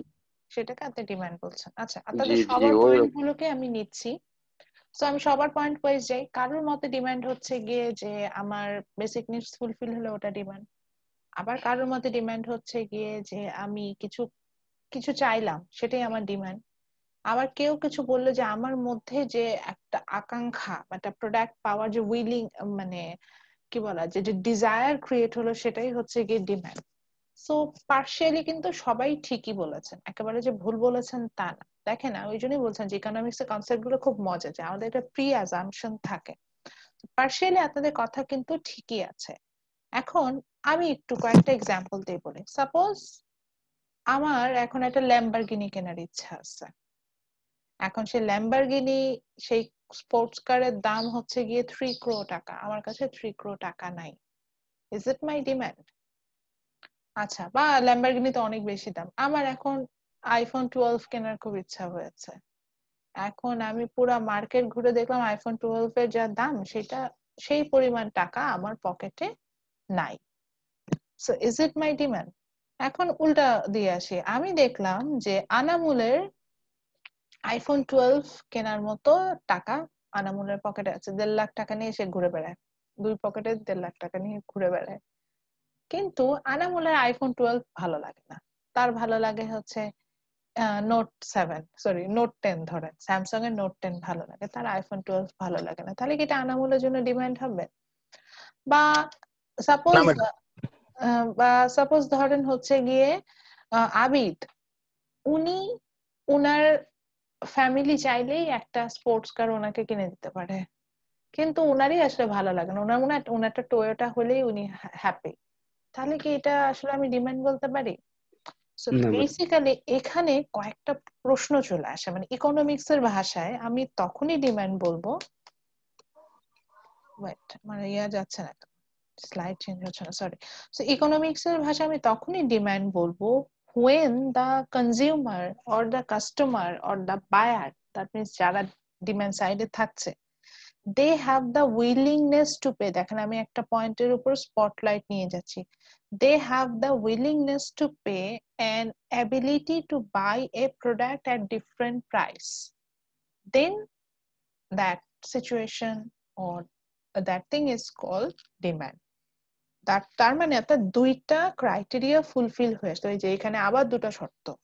প্রথম শর্ত কি, you have the willingness to pay. ওই যে বললাম যে আবিদের পকেটে 1.5 লাখ টাকা আছে কিন্তু, but he doesn't have the willingness to pay for the iPhone, so এটা কিন্তু ডিমান্ড না। আবার অ্যাবিলিটি টু বাই, যে আমি বললাম যে আমার আইফোন কেনার ইচ্ছা আছে কিন্তু আমার কাছে 1.5 লাখ টাকা নাই, এটাও ডিমান্ড না, যে আমার অ্যাবিলিটি নাই, অর্থাৎ কেনার মতো সামর্থ্য নাই, অর্থাৎ কেনার ইচ্ছা, অর্থাৎ প্রোডাক্টটা পাওয়ার ইচ্ছা এবং সামর্থ্য, এই যে দুইটাই, এই যে বাংলায় বলছি, it's willingness and ability. when you have the willingness and ability both for a product, then it's called demand. যেমন আপনি এই যে ক্লাসে আসছেন, ক্লাস করছেন, এখানে আপনি কি পাচ্ছেন? সার্ভিস পাচ্ছেন। তার মানে এই যে ইউনিভার্সিটি থেকে যে প্রাইসে আপনাকে এই সার্ভিসটা প্রোভাইড করা হচ্ছে, সেই প্রাইস আপনার কেনার ইচ্ছা আছে, that means you have the willingness to pay, আপনার পে করার মতো ইচ্ছে আছে এবং অ্যাবিলিটিও আছে, ওই পেমেন্ট করার মতো কিন্তু সামর্থ্যটা আপনার আছে। That's why you are in the class and this is your demand. আচ্ছা, ঠিক একইভাবে আমরা চাল কিনে আনছি, যে যতটুকু চাল কিনছি ওইটুকু পে করার মতো আমাদের ইচ্ছা আছে এবং অ্যাবিলিটিও আছে, দ্যাটস ওইটা আমাদের জন্য ডিমান্ড। কিন্তু আমাদের ওই যে বললাম ল্যাম্বরগিনি কেনা আমাদের জন্য একটা ডিমান্ড হতে পারে না, because we don't have that ability to buy it, বা আমাদের ওই উইলিংনেসটাও নাই। হয়তো ওই পরিমাণ টাকা হলে আমরা অন্য কোনো ক্ষেত্রে ইনভেস্ট করতে চাবো, আমরা ওইটাকে আমরা আমাদের ডিমান্ড বলতে পারছি না। সো ডিমান্ডটা যখন আমরা দেখব তখন এইভাবে বুঝতে হবে যে একটা product, it could B A goods or a service. Good বলতে বোঝায় যে প্রোডাক্টটা হচ্ছে গিয়ে অ্যাকচুয়ালি খুব সিম্পলি বলা যেতে পারে যে যেটা মেজার করা যায়, যেটা মেজার করা যায়, যেটা চোখে দেখা যায়, যেটা ট্রান্সফার করা যায়, ট্যানজিবল যেটা বলে, ট্যানজিবিলিটি যেটা থাকে, যে ট্রান্সফার করা যায়, এই ধরনের প্রোডাক্টটাকে আমরা বলি গুড। আর যেটাকে আমরা মেজার করতে পারি না, ট্রান্সফার করতে পারি না, ট্যানজিবিলিটি থাকে না, সেটাকে আমরা বলে থাকি সার্ভিস। যেমন আমার ক্লাসে আমি যেটা আপনাদের প্রোভাইড করছি, দ্যাটস সার্ভিস। এটা চোখেও দেখতে পারবেন না, কাউকে ট্রান্সফারও করে দিতে পারবেন না, জাস্ট আপনি এটাকে এনজয় করতে পারবেন। সে ফর এক্সাম্পল আজকে আমার ক্লাস শেষে কিন্তু আপনি বলতে পারবেন না যে আমি আজকে 5 কেজি ক্লাস করেছি বা আমি আজকে 5 মিনিট ক্লাস করেছি, এটাও বলতে পারবেন না। 5 মিনিট অ্যাকচুয়ালি টাইম দিয়ে আপনি এটাকে ডিফাইন করতে পারবেন না। বা আপনি এটাও বলতে পারবেন যে 5 মিটার ক্লাস করেছে, এই যে মেজারিং এর বিষয়টা হচ্ছে কোনো ইউনিট মেজারমেন্ট নাই। ইয়েস, আপনি এটা বলতে পারেন যে yeah the class was good, I have learn something. আর বলতে পারেন না, ক্লাসটা খুবই পচা ছিল, আমি কিচ্ছু শিখি নাই। এর বাহিরে কিন্তু দেখেন আপনার বলার কিছু নেই। তো এটাই হবে যে গুডটা যেটা হয় যে সেখানে আমরা প্রোডাক্টটা দেখতে পাই। যেমন আপনার একটা পেন আছে, 2টা পেপার আছে, 1 কিলো রাইস আপনি পারচেস করলেন, বা 10 মিটার হেঁটে আসলেন, এরকম। কিন্তু যখনই দেখবেন যে প্রোডাক্ট আপনি মেজার করতে পারছেন না, ইউনিট মেজারমেন্ট নাই, দ্যাটস সার্ভিস। সো আমার ক্লাসে যে প্রোডাক্ট আমি দিচ্ছি এটা হচ্ছে কি সার্ভিস। এই সার্ভিসটা নেওয়ার জন্য আপনার উইলিংনেসও আছে, পে করার মতো উইলিংনেসও আছে, এন্ড অ্যাবিলিটি আছে। So that's why this is your demand. আপনি একটা স্যালনে গেলেন, সেখানে একটা নিউ হেয়ার কাট নিলেন, দ্যাটস অলসো ইওর ডিমান্ড। ওই স্যালনে আপনার যে হেয়ার কাট দিচ্ছে, দ্যাটস এ সার্ভিস। ওই সার্ভিসটা নেওয়ার জন্য you have the willingness and আপনার সেই অ্যাবিলিটি আছে, সো আপনি যাচ্ছেন। যেমন আমরা মেয়েরা আমরা অনেকে খুব হাই এন্ড পার্লারেও যাই, আবার নর্মাল পার্লারেও যাই। আমরা হাই এন্ড পার্লারে যখন যাচ্ছি, হোয়াট উই আর গেটিং, দেখবেন যে মেয়েরা পার্লারে যায় তাদের মধ্যে কোনো ভিজিবল চেঞ্জ আসে না। আমাদের যেটা হয় যে আমাদের উইলিংনেসটা থাকে যে ওইটুকু বিউটি সার্ভিস নেওয়ার জন্য আমাদের ওই পেমেন্ট করার মতো উইলিংনেস আছে, যে হ্যাঁ আমি আমি এই সার্ভিসটা নিতে চাই, এই জন্য উইলিংনেসটা আছে এবং অ্যাবিলিটিও থাকে, দেন আমরা যাচ্ছি। So that is demand. এবার একটু অন্যদিকে আসি। ধরেন এখন হচ্ছে উইন্টার, ইয়া, তো এখন বাজারে হচ্ছে কি পাওয়া যাবে? উইন্টারে সবচেয়ে বেশি পাওয়া যায় কি? ভেজিটেবল, তাই না? ডিফারেন্ট ভ্যারাইটিস অফ ভেজিটেবল পাই। ফুলকপি। সো আমি জাস্ট একটা কমন ভেজিটেবল, ফুলকপি পাওয়া যায়, ঠিক আছে? আমরা ধরে নিচ্ছি আমরা সবাই ফুলকপি খাচ্ছি। সো এখন যখন এই সিজনের শুরু ছিল, আমি ধরে নিচ্ছি একটা ফুলকপির দাম ছিল 100 টাকা। এখন আমি ধরে নিলাম যে আনামুলের ফুলকপি খেতেও খুব ভালো লাগে। এখন উনি কি প্রতিদিন 100 টাকা, মানে 100 টাকা আমি ধরছি যে নর্মালি সিজনের শুরুতে 100 টাকা থাকে, কিন্তু সিজন যখন মিড সিজনে চলে আসে এই ফুলকপির দাম হয়ে যাবে 20 টাকা। তো তখন কি আনামুল প্রতিদিন মানে 4-5টা করে ফুলকপি কিনে নিয়ে এসে খাবে? না নাকি ম্যাম। উনি চিন্তা করবে যে ঠিক আছে এখন দাম যেহেতু বেশি, একটু দাম কমার জন্য ওয়েট করি, যখন দাম কমে তখন কিনবো, ওটা করবে। বা আরেকটু আসি, কিছুদিন আগে পেঁয়াজের দাম বেড়ে গিয়েছিল বা আলুর দাম বেড়ে গিয়েছিল। আলুর দাম যখন 50 টাকা ক্রস করে গেল, আমরা কি সবাই মানে 5 কেজি 10 কেজি বেশি বেশি করে আলু কিনে কিনে খেয়েছি? না ম্যাম। নাকি যতটুকু না, যতটুকু পারচেস না করলেই না, ঠিক ততটুকু কিনেছে? চিন্তা করে দেখেন, যখন একটা প্রোডাক্টের দাম বেড়ে যায় আমরা কি করি? কম কিনি না? জি ম্যাম। কেউ কি আমাদের যতটুকু বলে? না কিনলেই হয় ততটুকু কিনি। তো হ্যাঁ, আমাদেরকে কেউ বলে দেয় যে কম কিনো? কেউ কিন্তু কিছু না বলে না। Ma'am. As a rational people আমরা কি করি? আমরা কিন্তু কম কিনি। আবার যখন প্রোডাক্টের দাম কমে যায় তখন কি আমরা বেশি কিনি না? যেমন এখন ফুলকপির দাম ধরে নিচ্ছি কম্পারেটিভলি সস্তা, কারণ এখন আমরা সিজনের জি মধ্যে ম্যাম, আছি, এখন এখন আমরা 25 কিনতে টাকা পারি, 30 টাকা। এখন কিন্তু আমরা কিনবো। সো একইভাবে কি প্রোডাক্টের প্রাইস যখন কমে যায় তখন আমরা বেশি কিনি না? ইয়েস তো ম্যাম। তাহলে আমরা কি দেখতে পাচ্ছি? আমি যদি এটাকে একটা রিলেশনশিপের মধ্যে দেখাতে চাই, একটু লিখে যদি দেখাতে চাই, তাহলে আমরা দেখতে পাচ্ছি যে যখন প্রাইসটা বাড়ছে, মানে প্রাইস আপ বলতে আমি বুঝাচ্ছি যে প্রাইসটার দামটা বাড়ছে, পি দিয়ে এখানে প্রাইসটাকে আমি ডিনোট করছি, আমার ডিমান্ডটাও কি বেড়ে যাচ্ছে না? যখন আমার প্রাইসটা বাড়ছে তখন কি আমার, সরি ভুল বলছি, ডিমান্ডটা কি আমি কমাই দিচ্ছি না? ডিমান্ডটা ডাউন হচ্ছে না? জি ম্যাম। ঠিক একইভাবে আমি যদি প্রাইসটাকে কমিয়ে দিই, প্রাইসটাকে ডাউন করে দিই, তাহলে কি আমার ডিমান্ডটা বেড়ে যাচ্ছে না? ডিমান্ডটা আপ করছে না? তো ইয়েস আমি ম্যাম। যেটা আসলে দেখাতে চাচ্ছিলাম, তারা কি সেম ডিরেকশনে যাচ্ছে? নো। দেখবেন না। যে দেয়ার ইজ সেম ডিরেকশন মানে হচ্ছে বাড়লে দুজন একসাথে বাড়বে, কমলে দুজন একসাথে কমবে, এটাকে আমরা সেম ডিরেকশনে যাওয়া বলি।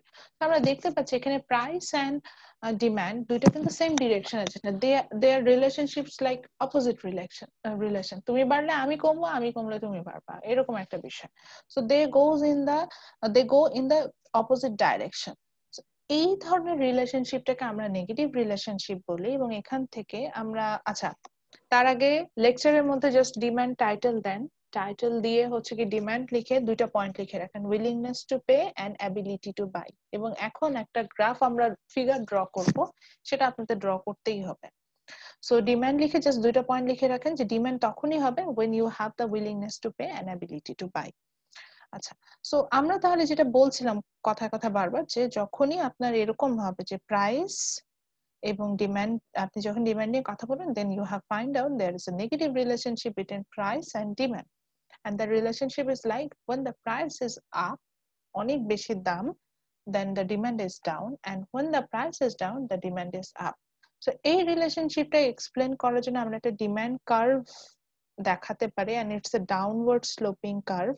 যদিও এখানে এটা ড্র করেছেন স্লাইডে, বাট আমি এখন আবার এটা একটু ড্র করে আপনাদেরকে দেখাবো। খুবই ইজি ড্র করা। না, কালারটা পছন্দ হচ্ছে না, আমি একটু কালারটা চেঞ্জ করে নেই। আমি অনেক সকালে,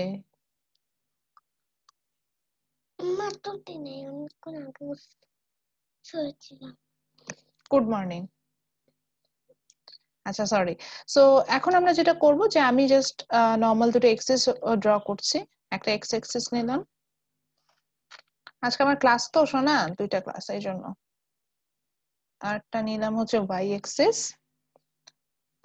দেন আমি যেটা করছি যে আমি একটা ডাউনওয়ার্ড স্লোপিং, আচ্ছা ডাউনওয়ার্ড বলছি এটা নিচের দিকে যায় এই জন্য, এবং এটা দিয়ে আমরা নেগেটিভ রিলেশনশিপ ফাইন্ড আউট করি, এই জন্য একটা ডাউনওয়ার্ড স্লোপিং কার্ভ ড্র করলাম। এই কার্ভটাকে আমি বলছি কি যে ডিমান্ড কার্ভ। এবং এখান থেকে আমি স্পেসিফিক কিছু পয়েন্টও নিব, যেটা থেকে আপনারা দেখবেন যে হাই প্রাইসে আমরা লো প্রোডাক্ট পারচেস করছি, মানে লো ডিমান্ড করছি, এবং লো প্রাইসে কিন্তু আমরা মানে বেশি বেশি প্রোডাক্ট কিনছি, এটাও দেখবো। তো আমরা এটা না, এটা অ্যারো না দিয়ে এটা নরমাল স্ট্রেট লাইন দিয়ে দেখাই। সো আমি কতগুলো আমি ঠিক যেভাবে ড্র করছি সেভাবে করতে হবে। দেখবেন যে আমি যখনই এই যে স্ট্রেট লাইনটা নিলাম সেখান থেকে আগে একটা পয়েন্ট সেট করলাম, যেমন আমি এখানে একটা পয়েন্ট সেট করছি, সেই পয়েন্ট থেকে আমি একটা স্ট্রেট লাইন এক্স অ্যাক্সিস এর দিকে নিচ্ছি, আর একটা ওয়াই এক্সিস এর দিকে নিচ্ছি। এইভাবে ড্র করলে দেখবেন যে আপনাদের জন্য ইজি হবে, ভুল হবে না। আবার আরেকটা পয়েন্ট ইন্ডিকেট করলাম, ওয়াই এক্সিস এর দিকে একবার ড্র করে নিলাম, আর একবার এক্স এক্সিস এর দিকে ড্র করে নিলাম। আবার আরেকটা পয়েন্ট নিলাম, এক্স এক্সিস এর কাছে ড্র করলাম, ওয়াই এক্সিস এর কাছে ড্র করলাম। তো এটা জাস্ট আমি আমার মতো র্যান্ডম পয়েন্ট নিয়েছি, এন্ড আমি সেটা নামও দিচ্ছি, যেমন এক্স এক্সিস এ আমরা আসলে এখানে শো করব সেটা হচ্ছে কোয়ান্টিটি,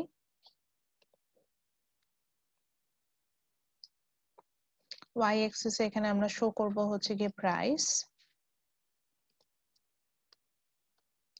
আমরা এখানে যে ডাউনওয়ার্ড স্লোপিং যে জিনিসটা আঁকলাম এটাকে ডিমান্ড কার্ভ বলে, এটাকে জাস্ট ক্যাপিটাল ডি দিয়ে আমরা ডিনোট করি, এখানে এটা করলাম। এবং আমি প্রাইস, কোয়ান্টিটি এবং প্রাইসটাকে জাস্ট আমার মতো করে কিছু নিউমেরিক্যাল ভ্যালু দিয়ে দেখিয়ে দিচ্ছি।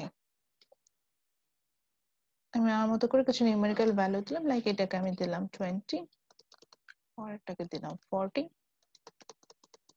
তারপরটাকে দিলাম 60। প্রাইসটাকে ওইভাবে দিলাম, ফার্স্ট প্রাইসটাকে দিলাম সাপোজ $15, পরের প্রাইসটাকে দিলাম $10, পরেরটাকে দিলাম $5। সো ফাইনালি আমি আমার ডিমান্ড কার্ভটা কিন্তু ড্র করে ফেলেছি। সো এখানে আমরা কি দেখতে পাচ্ছি, আগে আমরা কার্ভটাতে একটু নোটিস করি। So there is a down, আমি স্পটলাইট দিয়ে এখন দেখাচ্ছি, there is a downward sloping curve. This downward sloping curve is our demand curve. And what we have find out from this curve, suppose আচ্ছা point গুলো নামও দেখাই তাহলে আরো একটু ইজি হবে। আমরা আপার পয়েন্টটাকে আমি এ ধরলাম, পরের পয়েন্টটা হচ্ছে B, and then the last one is C. So what we have find out, আমরা যখন হচ্ছে গিয়ে এ পয়েন্টে যাচ্ছি, at a point the price was 15 টাকা and the quantity demand is 20. At B point the price is 10 taka, quantity demand is 40. At C point the price is 5 taka and the quantity demand is 60. So A point e dekhte pacchi price is literally high and our demand is low. Then when we move to A to B point, yeah, the price falls, yeah, 15 to $10, but the quantity demand increases 20 to 40 units of product. দেখেন quantity demand কিন্তু উল্টা বেড়েছে, price কমার সাথে সাথে আমার কিন্তু demand বেড়ে গেল। এবার আসি বি থেকে সি পয়েন্টে মুভ করলাম, দা প্রাইস ফলস মোর, আরো বেশি কমে গেল, 10 to 5 টাকাতে চলে আসলো, but the quantity demand increases more. দেখেন আমার 40 থেকে কিন্তু 60 ইউনিটে চলে গেল। অর্থাৎ আমি এই যে একটা ডাউনওয়ার্ড স্লোপিং, এই যে ঋণাত্মক সম্পর্কযুক্ত একটা যে কার্ভ এঁকেছি, এই কার্ভের যদি বিভিন্ন, আমি আমার মতো করে অল্টারনেটিভ পয়েন্ট নিয়েছি এবং ইচ্ছা মতো কিন্তু প্রাইস, মানে আমি আমার পয়েন্ট গুলো নেম দিয়েছি, ভ্যালু অ্যাড করেছি, সেখান থেকে দেখতে পাচ্ছি when we took any upper point বা যে কোনো একটা র্যান্ডম পয়েন্ট নিয়েছি, সেই পয়েন্টে নিলে দেখতে পাচ্ছি যে at high price we demand less, but at the same point we can find out at low price we demand more. So বিষয়টা হচ্ছে অনেকটা এরকম যে যখন হচ্ছে গিয়ে আমরা আমাদের ওই যে কথাটা যে বেসিক কনসেপ্ট যেটা ছিল যে when the price is up demand is down and when the price is down demand is up, সেটাই কিন্তু আমরা একটা গ্রাফের মাধ্যমে রিপ্রেজেন্ট করতে পারলাম। This is our demand curve. বুঝতে পারছি যে আমরা একটা কার্ভের মধ্যে দিয়ে কিন্তু এটা রিপ্রেজেন্ট করলাম। এই ছবিটা কিন্তু আঁকতে হবে, আর আমি দেখতে পাচ্ছি না বলে কিছু বলতে পারছি না। তো এটা যদি আমার সাথে এখন না এঁকে ফেলেন, পরবর্তীতে নিজেরাই ঝামেলায় পড়বেন। সো আমি বলবো যে এটা এখনই এঁকে ফেলতে হবে। সো তাহলে আমরা দেখতে পাচ্ছি যে হাই প্রাইসে আমরা কিন্তু লো ডিমান্ড করছি, বাট লো প্রাইসে হাই ডিমান্ড করছি, এটাই কিন্তু আমাদের ডিমান্ড কার্ভটা শো করছে। তো এটা এতক্ষণ ধরে কেন ড্র করতে বলছিলাম, আমি এটা এখন ইরেজ করে দেবো, এটা কিন্তু মুছে দিতে পারি? জি ম্যাম। জি ম্যাম। আমি তাহলে এটা ক্লিয়ার করে ফেললাম। এখন আমরা চলে যাব, এখান থেকে নেক্সট টাইটেল দিবেন হচ্ছে ল অফ ডিমান্ড। এখান থেকে আমরা একটা ল পেয়ে যাব, এই যে কার্ভটা আঁকতে গিয়ে আমরা একটা সম্পর্ক পেলাম, সেটা থেকেই আমরা এই লটাতে আসবো, একটা সূত্র পেয়ে গেলাম। সূত্রটা কি এরকমই হলো না, যে price down demand up, or price up demand down, এরকম টাইপের। সো সূত্রটা এইভাবেই লেখেন, ল অফ ডিমান্ড টাইটেল দিয়ে এই কথাটাই আমি লিখবো। লেখেন when the other things remaining same, এই কথাটা জাস্ট আমরা একটু লিখে রাখি। আর এই আদার থিংস গুলো কি বা এই আদার্স ফ্যাক্টর গুলো কি, এগুলা নিয়ে আমি জাস্ট এই পরের স্লাইডটাতে আলোচনা করব। তো লেখেন when the other things remaining same, the law of demand is like this, when the other thing remaining same, কিছু বিষয়কে আমরা কনস্ট্যান্ট ধরে নিচ্ছি, এখানে আছে কনস্ট্যান্ট ধরার মতো কিছু বিষয় আছে। তো সেই বিষয়টাকে যদি কনস্ট্যান্ট ধরে নেই, when the other things remaining same, লেখেন when the price goes up the quantity demand goes down। বা আপনার মনে হলো না ম্যাডাম আমি এটা লিখবো না, আমি উল্টা লিখবো, when the price goes down quantity demand goes up। আপনি যে কোনো একটা লিখতে পারেন, শর্টকাটে লিখে রাখেন। So the law of demand কি বলছে, when the other things remaining same, কিছু ফ্যাক্টরকে আমি এখানে কনস্ট্যান্ট ধরে নিচ্ছি, একদম কনস্ট্যান্ট লেভেলে যদি রাখি, দেন when the price goes up, দাম বাড়লে চাহিদা কমে, ডিমান্ড goes down, এটাই হচ্ছে আমার ল। বা উল্টা যদি বলতে চাই, when the price goes down, তারপর দাম কমলে ডিমান্ড বাড়ে, কোয়ান্টিটি ডিমান্ড goes up, সেটাও বলতে পারেন। বুঝতে পারছি? আবার বলছি, the law of demand is like when the other things remaining same, when the price goes up demand down, or you can say when the price goes down the demand is up। এবং same থিংটা আমরা যে ছবিটা আঁকলাম, এটা law of demand curve explain করার জন্য এই ছবিটা স্লাইডে আবারও দেওয়া আছে, এবং সেখানে আমরা এরকম দেখতে পাচ্ছি there is a negative relationship between price and quantity explaining by the demand curve, and from the demand curve we have find out at higher price we demand less and at lower price we demand more। তো এখন এটুকু এতক্ষণ পর্যন্ত law of ডিমান্ডটা তো লিখেছেন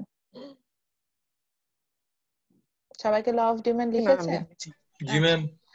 এখন আসি, কিছু ফ্যাক্টরের কথা বারবার বলছেন যে এই ফ্যাক্টর গুলোকে আমি কনস্ট্যান্ট ধরে নিয়েছি, এই ফ্যাক্টর গুলোকে আমরা কনস্ট্যান্ট ধরে নিয়েছি বিধায়ী আমার প্রাইসের সাথে যখন ডিমান্ডের সম্পর্ক দেখাতে গিয়েছি there is a negative relationship, আমরা একটা নেগেটিভ রিলেশনশিপ পেয়েছি। এই ফ্যাক্টরস গুলো কি, এই ফ্যাক্টরস গুলো দেখার জন্য শিফট ইন ডিমান্ড, এখানে একটা স্লাইডে একটু মিস্টেক করেছি, এটা শিফট ইন ডিমান্ড কার্ভ হবে, এন্ড হবে না, আমি জাস্ট এটা কেন এন্ড দিয়েছি I don't know, shift in demand curve হবে।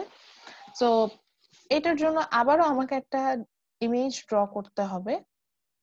এটার জন্য আমি আমি একটু এমটি একটা স্পেসে যাচ্ছি, সেখানে আগে আচ্ছা আমি একটা একটা হোয়াইট বোর্ড শেয়ার করছি, আগে আমি ছবিটা এঁকে নিই, তারপরে হচ্ছে গিয়ে আপনাদেরকে আমরা আবার স্লাইডে ব্যাক করব। সো আমার সাথে সাথে ছবিটা এঁকে ফেলবেন, তাহলে আপনার জন্য ইজি হবে। আমরা এখন যে টপিকটাতে আছে এটা হচ্ছে শিফট ইন ডিমান্ড কার্ভ। আমরা এখন ডিমান্ড কার্ভের শিফট দেখবো, যে ডিমান্ড কার্ভ কখন কিভাবে শিফট করে যায় সেসব সম্পর্কে আইডিয়া নিব। সো সেম ওয়েতে আমি একটা কার্ভ ড্র, আচ্ছা একটু মোটা নেই, একটু বড় নেই, ড্র করতে সুবিধা। So in the same way আমি আবারও একটা এক্স অ্যাক্সিস নিচ্ছি, দেন ওয়াই অ্যাক্সিস নিয়ে নিচ্ছি,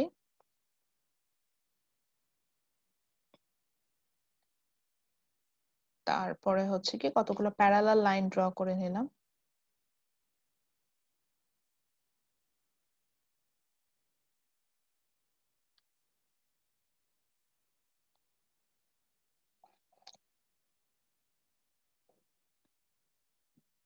বেশ কয়েকটি প্যারালাল লাইন আমি নিচ্ছি, অল আর ডাউনওয়ার্ড স্লোপিং কার্ভস। আপনি বুঝতেই পারছেন আমাদের কনসেপ্ট থেকে আমরা বুঝতে পারছি যে this is a demand curve because it's a downward sloping curve.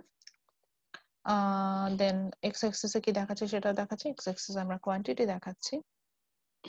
আচ্ছা এটাকে আমি যে শর্টকাটে দেখানোর জন্য আমি এখন আপাতত কিউ রাখলাম, কোয়ান্টিটিকে যেহেতু কিউ দিয়ে ডিনোট করে। ওয়াই অ্যাক্সিসে হচ্ছে আমরা প্রাইস দেখাচ্ছি, এটাকেও শর্টকাটে দেখানোর জন্য আমি পি রাখছি, যেহেতু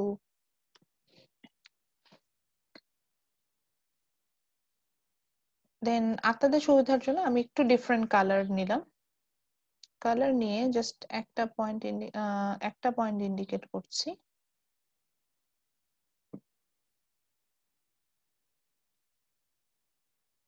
একটা পয়েন্ট ইন্ডিকেট করে আমি ড্র করার চেষ্টা করছি।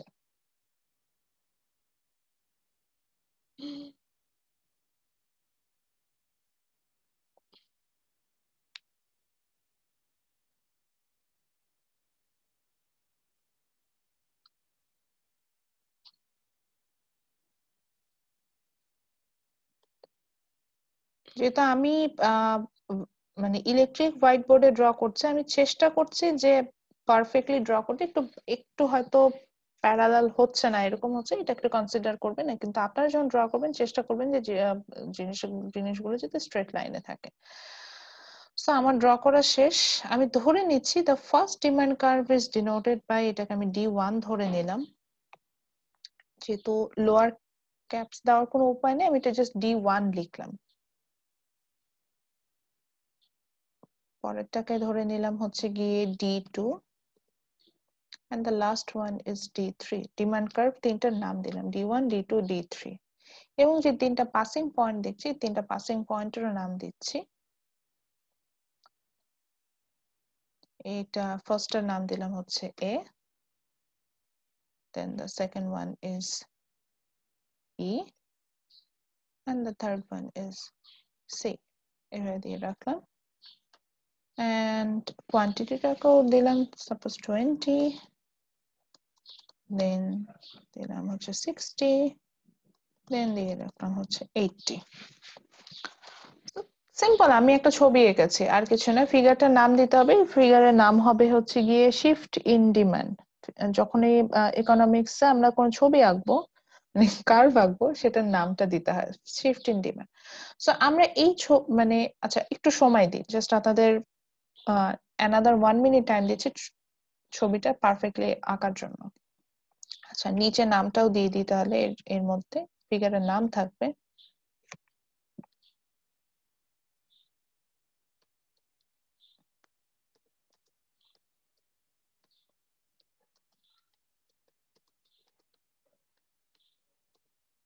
আচ্ছা, আপনারা এটা একটু ড্র করেন। আর আমি রিকোয়েস্ট করবো যে আজকে আমি কিন্তু বারবারই বলছি যে ছবি আঁকতে হবে। আজকে কিন্তু লেকচার কালেক্ট করার জন্য বলেছিলাম, যেহেতু আমি বেশ অনেক কিছু ছবি টবি আঁকবো এবং পড়াবো। সো এখানে আমি কিছুই করিনি, just like before, x Axis আমি দেখিয়েছি কোয়ান্টিটি ডিমান্ড, y axis এ দেখিয়েছে price. There are 3 alternative demand curve, D1, D2, D3. Why they are demand curve? Because it's a downward sloping curve. Okay, so then আমি just একটা random point নিয়েছি। আচ্ছা, এটা price আমি indicate করিনি। Suppose এই প্রাইসটা আমি ধরে নিলাম হচ্ছে $10, $10 একটা প্রাইস নিয়েছি, $20 নিলাম, সাপোজ $20 একটা প্রাইস নিয়েছি। So at $20 price, this $20 price passes these 3 demand curve in 3 different points, which is A, B and C. D1 K A পয়েন্টে পাস করে যাচ্ছে, সেখান থেকে দেখতে পাচ্ছি যে $20 প্রাইসে আমার ডিমান্ড হচ্ছে 20 ইউনিটস অফ প্রোডাক্ট, মানে D1 থেকে।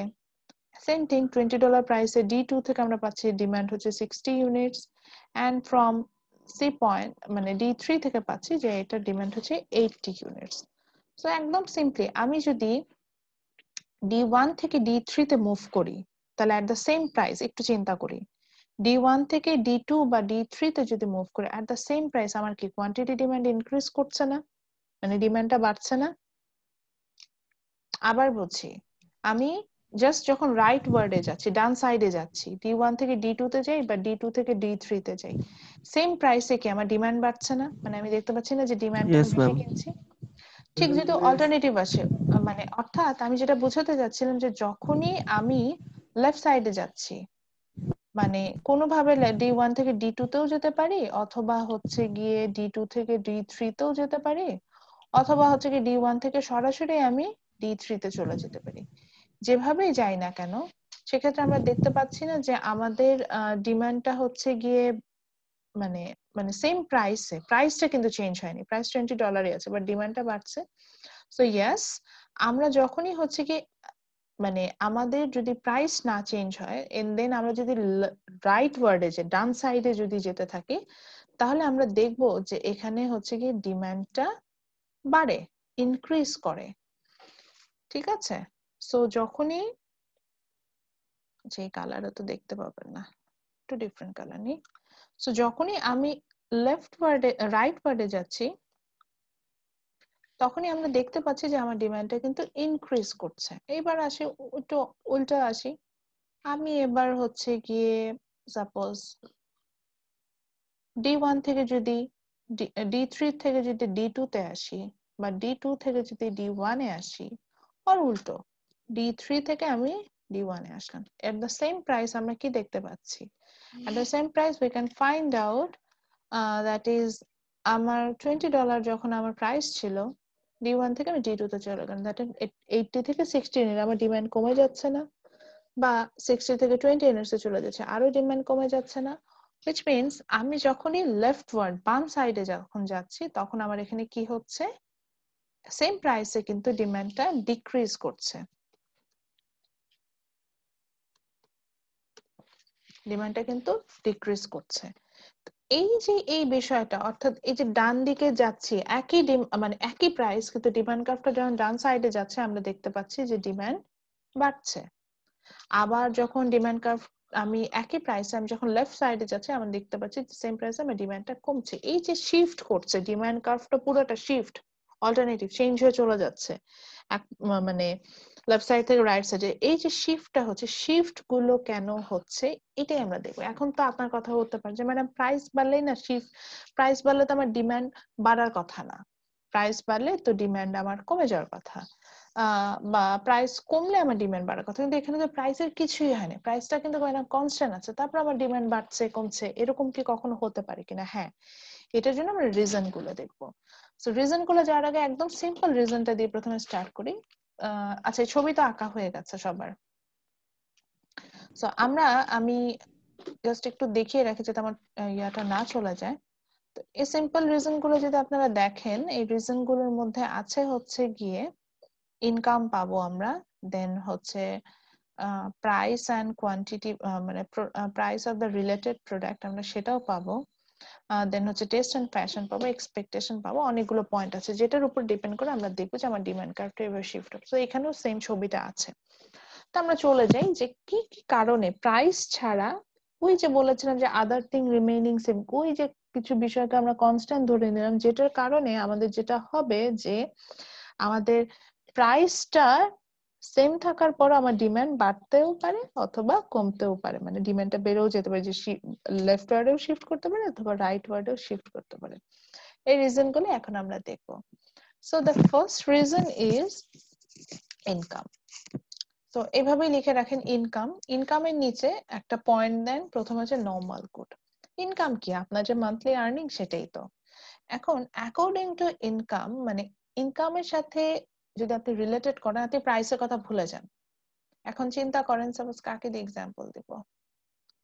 আচ্ছা, পার্টিসিপেন্টটা তো খালি আবিদি সবার ফার্স্টে চলে আসে। আচ্ছা, আমার সবার লাস্ট পার্টিসিপেন্ট আমি দেখতে পাচ্ছি সিয়াম।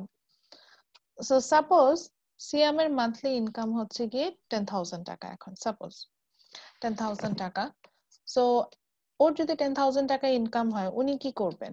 উনি ধরেন আমরা ইউনিভার্সিটি নিয়ে চিন্তা করি, ইউনিভার্সিটিতে আসবেন হচ্ছে গিয়ে বাসে করে, যেহেতু 10,000 টাকা, আর এই টাকা তাকে ফ্যামিলি এক্সপেন্ডিচারও দিতে হয়, নিজের মেইনটেনেন্স মেইনটেইন করতে হয়, প্লাস হচ্ছে ইউনিভার্সিটিতেও আসতে হবে। সো উনি 10,000 টাকা যখন ওনার মান্থলি ইনকাম, উনি আসবেন হচ্ছে গিয়ে বাসে করে করে ইউনিভার্সিটি, পাবলিক ট্রান্সপোর্টে করে আসবে।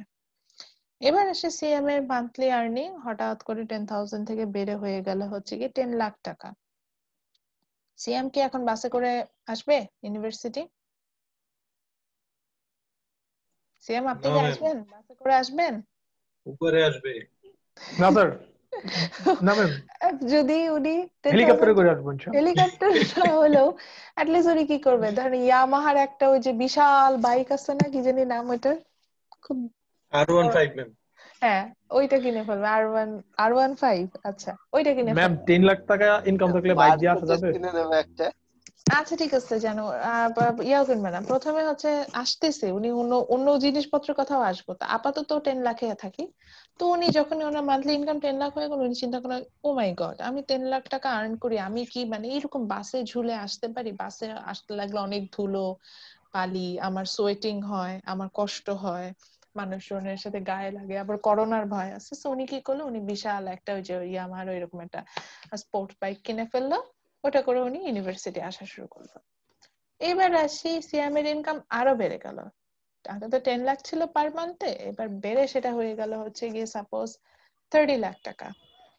এখন কি উনি উনার ওই বাইকে করে আসবে? তখন উনি চিন্তা করবেন, দূর, বাইক কষ্ট করে চালাইতে হয়, তারপরে আবার আমি যেটা পশ পার্সন, এটা তো মানুষজন বুঝে না, তখন উনি কি করবে?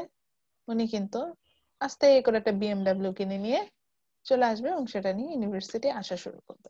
তো দেখেন এখানে এমন কি হয়েছে যে ওই বাইকের দাম কমে গেছে বা বিএমডাব্লিউ দাম কমে গেছে? কিছুই কিন্তু হয়নি। জাস্ট যেটা হয়েছে যে আবিদের ফাইন্যান্সিয়াল স্টেটটা চেঞ্জ হয়ে গেছে, অর্থাৎ ইনকামটা চেঞ্জ হয়ে গেছে। এখন একটু নিজের মনের কাছে নিজে প্রশ্ন করে দেখেন, আমাদের পকেটে যখন টাকা থাকে তখন কি প্রাইস যাই হোক আমরা বেশি কিনি না?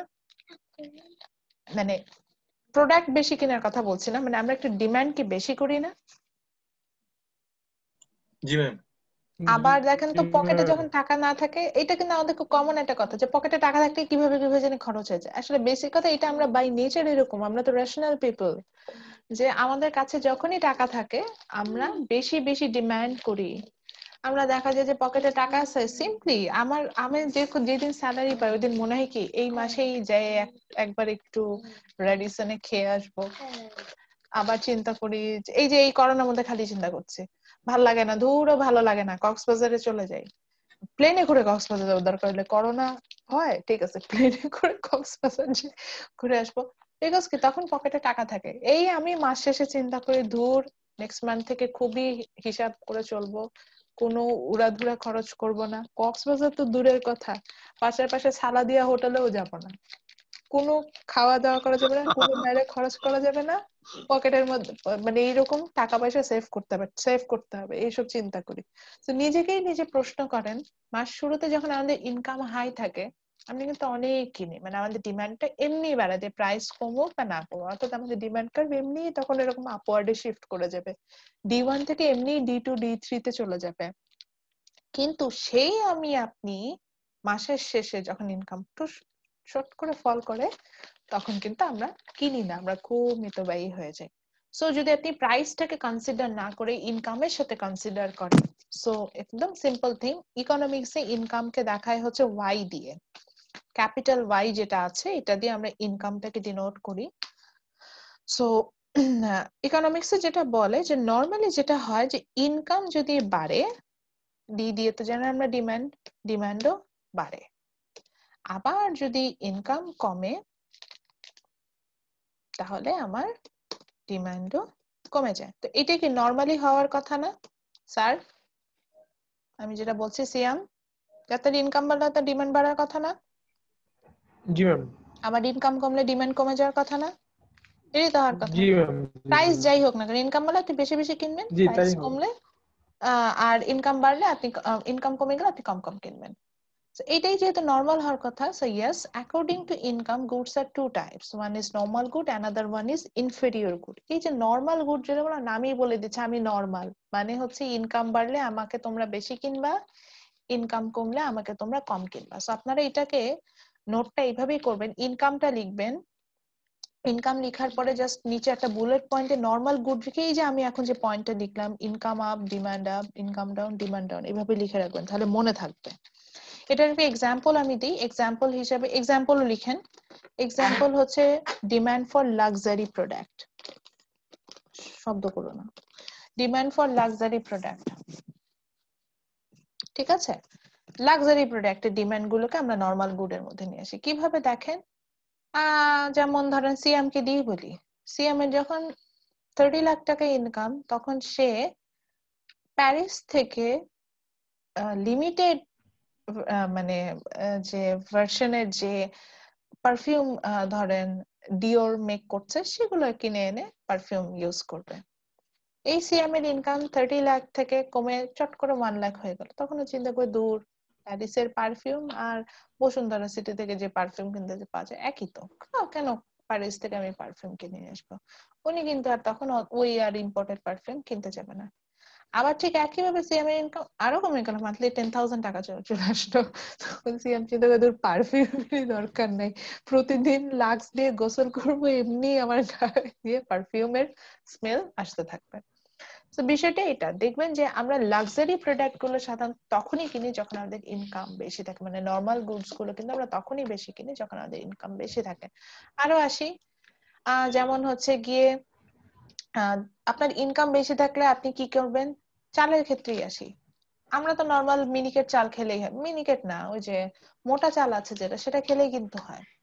কিন্তু দেখবেন আপনার ইনকাম যদি বেশি থাকে, আপনি কি করবেন, আপনি কিন্তু মিনিকেট খাবেন বা বাসমতি যে চাল আছে সেটা খাবেন।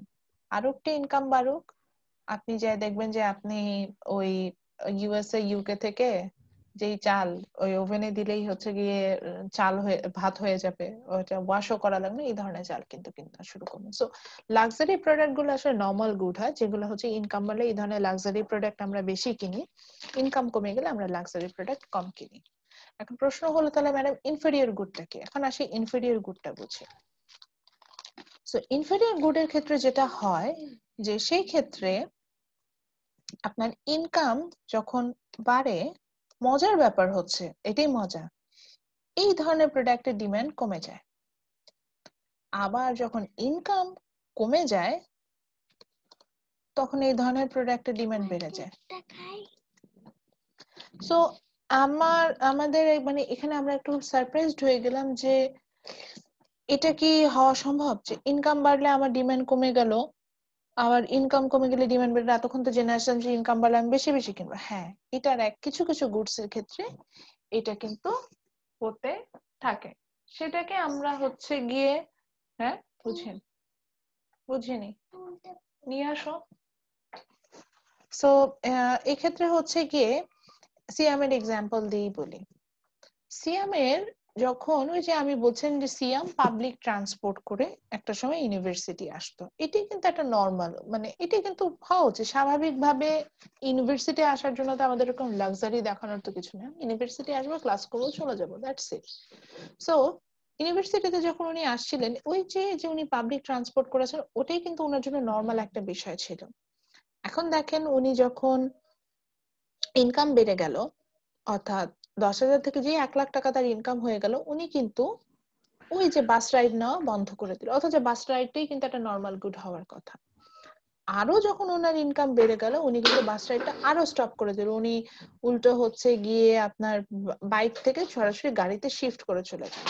তো বিষয়টা হচ্ছে গিয়ে অনেকটা এরকম যে আমাদের দেখেন, আমরা যে ডেইলি নেসেসারিজ গুলো যেগুলো বুঝি, যেগুলো ছাড়া হচ্ছে গিয়ে আমাদের আসলে বলতে গেলে যে আমাদের দিন চলেই না, এরকম টাইপসের যে প্রোডাক্ট গুলো বুঝি সেগুলোকে আমরা ডেইলি নেসেসারিজ বলি। তো এই প্রোডাক্ট গুলোর ক্ষেত্রে আপনারা একটু নোটিস করে দেখেন যে এই প্রোডাক্ট গুলো যখন প্রাইস, মানে সরি মাই মিস্টেক, ইনকাম যখন বাড়ে, আপনি দেখবেন যে এই বেসিক নিড গুলো কিন্তু থেকে আমরা সরে যাই, ওগুলো আমরা কম কেনা শুরু করি, বরঞ্চ আমরা লাক্সারি প্রোডাক্টের দিকে যাই। কিন্তু যখন আমাদের ইনকাম কমে যায়, আমরা কিন্তু হচ্ছে গিয়ে বেসিক নিড গুলো কিনি এবং হচ্ছে কি লাক্সারি প্রোডাক্ট থেকে সরে আসি। যেমন আমি বললাম যে মোটা চালের যে ডিমান্ডের যেটা বললাম, আপনারা একটু চিন্তা করে দেখেন, যখন আমাদের ইনকাম কম থাকে আমরা কিন্তু নর্মাল কোয়ালিটির মোটা চালই খাই। মোটা চাল খেলেই কিন্তু হয়, এটা যে এমন কোনো লো কোয়ালিটির প্রোডাক্ট আমি সেটা কিন্তু সেটা বলছি না। আমাদের কিন্তু এখানে চাল ভাত খাওয়া নিয়ে কথা ভাই, এখানে লাক্সারি দেখানোর কিছু নেই। কিন্তু সে আপনি চিন্তা করে দেখেন, যে ইনকাম বাড়বে আমরা কিন্তু মোটা চাল কিনবো না। এই যে মোটা চাল, এটা এখানে একটা ইনফেরিয়র গুড। ইনফেরিয়র গুড হচ্ছে ওই ধরনের গুড যে গুডগুলোর ক্ষেত্রে সাধারণত ইনকাম বাড়লে আমরা এই ধরনের প্রোডাক্ট গুলো কম কিনি। আবার হচ্ছে গিয়ে যখন আমার ইনকাম বেড়ে যায়, তখন হচ্ছে গিয়ে আমরা এই ইনকাম কমে যায়, তখন এই ধরনের প্রোডাক্ট আমি বেশি কিনি। যেমন আমি আমার লাইফ দিয়ে এক্সাম্পল বলি, যেমন আমি এটা নিজে নোটিস করেছি, আমি স্টুডেন্ট ছিলাম, অবভিয়াসলি আমি বলছি না আমার ইনকাম খুব বেশি বেড়ে গেছে সেটা না। আমি যখন স্টুডেন্ট ছিলাম তখন আমি কি করতাম, আমার যদি জুস খেতে ইচ্ছা করতো, আমি নর্মাল হচ্ছে গিয়ে ফ্রুটস কিনে নিয়ে আসলাম, ব্লেন্ডারে ব্লেন্ড করলাম, জুস বানাই খেয়ে ফেলতাম। টু বি অনেস্ট এটাই করতাম। এখন আমি জুস বানাই যদি খাওয়ার কথা চিন্তা করেন, বিলিভ করেন আমার আলসামি লাগে। আমার মনে হয় কি, দোকানে যেতে হবে, ফ্রুটস কিনতে হবে, ধুইতে হবে, কাটতে হবে, ব্লেন্ডারে দিতে হবে, ব্লেন্ড করতে হবে, তারপরে জুস বেরোবে, তারপরে খাবো। কি কষ্ট করার দরকার আছে? তার থেকে দোকানে যাই, 1 লিটার জুস 60 টাকা কিনে নিয়ে চলে আসি। এবং এই আমার কথাই আমি বলছি, এখন এই আমার ইনকাম যদি মান্থলি 10 লাখ টাকা হয়ে যায়, আমি তখন চিন্তা করছি যে আমি প্রাণের এই মিষ্টি কুমড়া দিয়ে বানানো জুস খাই, সেটা তো হবে না। আমি হচ্ছে গিয়ে ট্যাংয়ের যে মিডল ইস্ট ভার্সন আছে, যেটা হচ্ছে গিয়ে অরিজিনাল পাল্প দিয়ে বানায়, সেটা খাবো। বিশ্বাস করেন আমি এটা করব। আবার এই আমি আমার ইনকাম কমে যাক, আবার হচ্ছে এই আগের জায়গায় আমি কিন্তু সুইচ করে চলে যাব। এবার আপনি আপনার নিজের কথাই চিন্তা করেন, আপনাকে নিয়ে বলছি। ধরেন আপনার যখন ইনকাম অনেক হাই থাকে, ছেলেদের ক্ষেত্রে বলো, অনেকে স্মোকিং করেন সেখানেই বলছে, তখন দেখবেন এদের ইনকাম হাই, তারা কেউই দেখবেন যে নর্মাল যে সিগারেট গুলো আছে সেগুলো কিন্তু খায় না, তারা কিন্তু বেনসনের দিকে যায়। কিন্তু ঠিক এই আপনি যদি আপনার ইনকাম কত থাকে তখন কিন্তু দেখবেন বেনসন থেকে সুইচ করে আবার কিন্তু নর্মাল সিগারেটের দিকে চলে আসবেন। সো এই যে যে কিছু প্রোডাক্ট আছে দেখেন যেগুলো হচ্ছে গিয়ে আমাদের বেসিক নিডের মতো, যে এটা কনজিউম না করলেই না, যেটা আমাদের কনজিউম করতে হবে। মজার ব্যাপার হচ্ছে এই প্রোডাক্ট গুলো সাধারণত ইনকাম বাড়ার সাথে সাথে আমরা কম কনজিউম করি, আবার ইনকাম যখন কমে যায় তখন আমরা এগুলোকে বেশি কনজিউম করি। যেমন your demand for bus ride, that's a basic need, so it's a inferior good, because income বাড়লে আপনি কম বাস রাইড নেবেন, ইনকাম কমলে আপনি বেশি বাস রাইড নেবেন। Your demand for low quality rice, that's an inferior good. But your demand for imported perfume, that's a normal good. কারণ income বাড়লে একমাত্র আমি ইম্পোর্টেড পারফিউম বেশি কিনবো, ইনকাম কমলে কিনবো না। বুঝতে পারছি? তো একটা প্রোডাক্ট নর্মাল গুড না ইনফেরিয়র গুড এটা বুঝবো হচ্ছে গিয়ে প্রোডাক্টটা নিয়ে চিন্তা করবেন যে আমি কি ইনকাম বাড়লে এটা বেশি কিনি না কম কিনি। যদি দেখেন যে এটা লাক্সারি টাইপের প্রোডাক্ট তখন বুঝবেন যে এটা নর্মাল গুড, আর যখন আপনি দেখবেন যে এটা বেসিক নিড টাইপের প্রোডাক্ট তখন বুঝবেন যেটা ইনফেরিয়র গুড। যেমন আপনার আশেপাশে যদি দেখেন অনেকেই দেখবেন যে সেলফোন, যেমন আমি আমার লাইফে এটা আমি নোটিস করেছি, when I was in student আমি নর্মাল সেলফোন ইউজ করতাম। ঠিক যখনই আমি এটার আগে আমি আরেকটা জবে ছিলাম, ওখানে যখন আমি জয়েন করলাম সাথে সাথে আমার কাছে আমার মধ্যে এই মাইন্ডসেট হয়ে গেল যে আমি এখন যে ফোনটা ইউজ করি এটা দিয়ে তো মানে আসলে আমার স্ট্যাটাসটা মেনটেন হয় না। এই জাস্ট সিম্পল এই জিনিসটা আমার মাথায় আসে যে আমার স্ট্যাটাস মেনটেন হচ্ছে না, আই নিড মোর মানে গুড কোয়ালিটির ফোন দরকার, মানে একটা ব্র্যান্ডের ফোন দরকার। মেইন কথা একটা ব্র্যান্ডের প্রতি একটা ঝোঁক আসলো এবং রিসেন্ট আমার মাথায় ঢুকেছে আমার আইফোন কিনতে হবে। আইফোনের যে কেনার আমার যে আইফোন ছাড়া যে আমি মরে যাচ্ছি এরকমও কিছু না, আইফোন ছাড়া যে আমি ক্লাস নিতে পারছি না সেটাও কিছু না, কিছুই না, জাস্ট ব্র্যান্ড ভ্যালু। যে ইনকাম বাড়ছে সাথে সাথে আমার ওই যে বললাম যে ডিমান্ড বেড়ে যাচ্ছে, এখন আমার মনে হচ্ছে যে না একটা আইফোন দরকার, আমার ব্র্যান্ড ইমেজের সাথে যাচ্ছে না। কিন্তু ঠিক এটা যদি আমি ব্যাকওয়ার্ডে যাই তাহলে কিন্তু যখন আমি স্টুডেন্ট ছিলাম তখন কিন্তু আমার কাছে ওইটাই নর্মাল ছিল যে আমি একটা নর্মাল ফোন ইউজ করবো এবং সেটা দিয়ে কিন্তু আমার হচ্ছে। কিন্তু যখনই এটা আমি আমার লাক্সারি প্রোডাক্ট নিয়ে চিন্তা করছি এটা কিন্তু আমার ইনকামের সাথে সাথে আমার কিন্তু এটাও বেড়ে যাচ্ছে। ওকে, সো আমরা এরপরে যে পয়েন্টটাতে যাব। হ্যাঁ বলেন। ভালোই হ্যাঁ গেছে আমি মানে তেমন একটা কর্ম বউ কাজ করছে মহসিন কোনো কোশ্চেন করতে চাচ্ছেন? পুরো চলছে। আচ্ছা ওনার ফোন আনমিউট হয়ে গেছে। ওকে ম্যাম আরো পড়াবেন? No ma'am. আচ্ছা ঠিক আছে। ওকে, সো দেন হচ্ছে গিয়ে আমরা চলে যাব আমাদের সেকেন্ড পয়েন্টে। আমি তো এই পয়েন্টটা নিশ্চয়ই বোঝাতে পেরেছি যে ইনকামের সাথে কিভাবে হচ্ছে গিয়ে আমাদের ডিমান্ডটা চেঞ্জ হয় এবং সেটা নর্মাল গুড হলে একরকম হবে, ইনফেরিয়র গুড হলে আরেক রকম হবে। ওকে, সেকেন্ড পয়েন্ট যেটা আসে সেটা হচ্ছে price of the related product. আমরা যে কোনো প্রোডাক্ট নিলে এটা রিলেটেড প্রোডাক্ট, মানে এর সাথে দুই ধরনের প্রোডাক্ট আমরা পাই, এটা একটু বুঝতে হবে। এটার জন্য একটু ডেফিনেশন লিখতে হবে, এটার ডেফিনেশনটা বইয়ে ক্লিয়ারলি দেওয়া নাই। সো পয়েন্টটা লেখেন price of the related product দিয়ে ফার্স্ট পয়েন্টটা লেখেন হচ্ছে substitute good. Substitute good, substitute good লিখে লেখেন, আমি ডেফিনেশনটা বলছি, পাশে লিখে রাখেন the goods which have same utility, the goods which have same utility.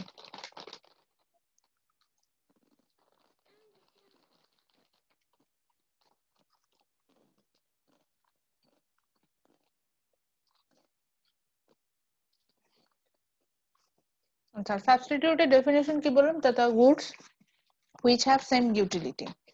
আচ্ছা সাবস্টিটিউটটা কি, যে যে কিছু গুডস আছে যাদের ইউটিলিটি, ইউটিলিটি মিন্স উপযোগিতা বা বেনিফিটস একই রকম হবে, তাদেরকে আমরা সাবস্টিটিউট গুড বলবো। আচ্ছা আর কমপ্লিমেন্টারি গুডস এর পাশে একইভাবে বুলেট পয়েন্টে কমপ্লিমেন্টারি গুডস লিখে রাখেন, ওটা ডেফিনেশন লেখেন the goods which are consume together, the goods which are consume together, the goods which are consumed together. যে গুডস গুলো একসাথে কনজিউম করা হয় সেটাকে আমরা বলে থাকি হচ্ছে কমপ্লিমেন্টারি গুডস। আচ্ছা, সো সাবস্টিটিউটটা কি আমরা আচ্ছা এখন আসি যে কোনো গুড যদি আমরা নিই, গুড সার্ভিস যেটাই বলি না কেন, এটার একটা সাবস্টিটিউট থাকে, এটা একটা কমপ্লিমেন্টারি গুডস থাকে। আচ্ছা, সাবস্টিটিউট বলছিলাম হচ্ছে গিয়ে যে গুডস গুলো utility same. Say for example Pepsi and Coca Cola, they are substitute. দেখেন দুইটার ইউটিলিটি সেম, দুটাই সফট ড্রিঙ্কস, আপনি খেলে একটু রিল্যাক্সিং আসে, এটাই। বা tea and coffee, they are substitute. আপনি এক্সাম্পল হিসেবে লিখেও রাখতে পারেন যাতে মনে থাকে, বিকজ দুইটাতে ক্যাফেইন আছে, আপনাকে আপনার নার্ভটাকে কিছুটা রিল্যাক্স করছে। বা আপনি যদি হচ্ছে গিয়ে সাপোজ বার্গার ফ্রম কি বলবো, নামই তো মনে আসতেছে না, ধরেন বার্গার ফ্রম কোন কি ব্যাপার, আমি কোন শপের নাম, আচ্ছা বার্গারের কথা মনে আছে, পিৎজার কথা বলি, পিৎজা ইনের বার্গারও যা, সরি পিৎজা ইনের পিৎজাও যা, পিৎজা হাটের পিৎজাও কিন্তু সেম থিং, জাস্ট দুইটা ডিফারেন্ট ব্র্যান্ড। এটাকে কিন্তু আমরা সাবস্টিটিউট গুডস বলতে পারি। অথবা হচ্ছে গিয়ে আমরা হচ্ছে সাপোজ ফুডের কথায় যদি আসি, ফুডের মধ্যে আমরা যে সেম টাইপের যে জুস বলছি, যে প্রাণের জুসও যেটা, বা ফ্রুটিকাও, মানে ফ্রুটও যা ফ্রুটিকাও তা একই রকম।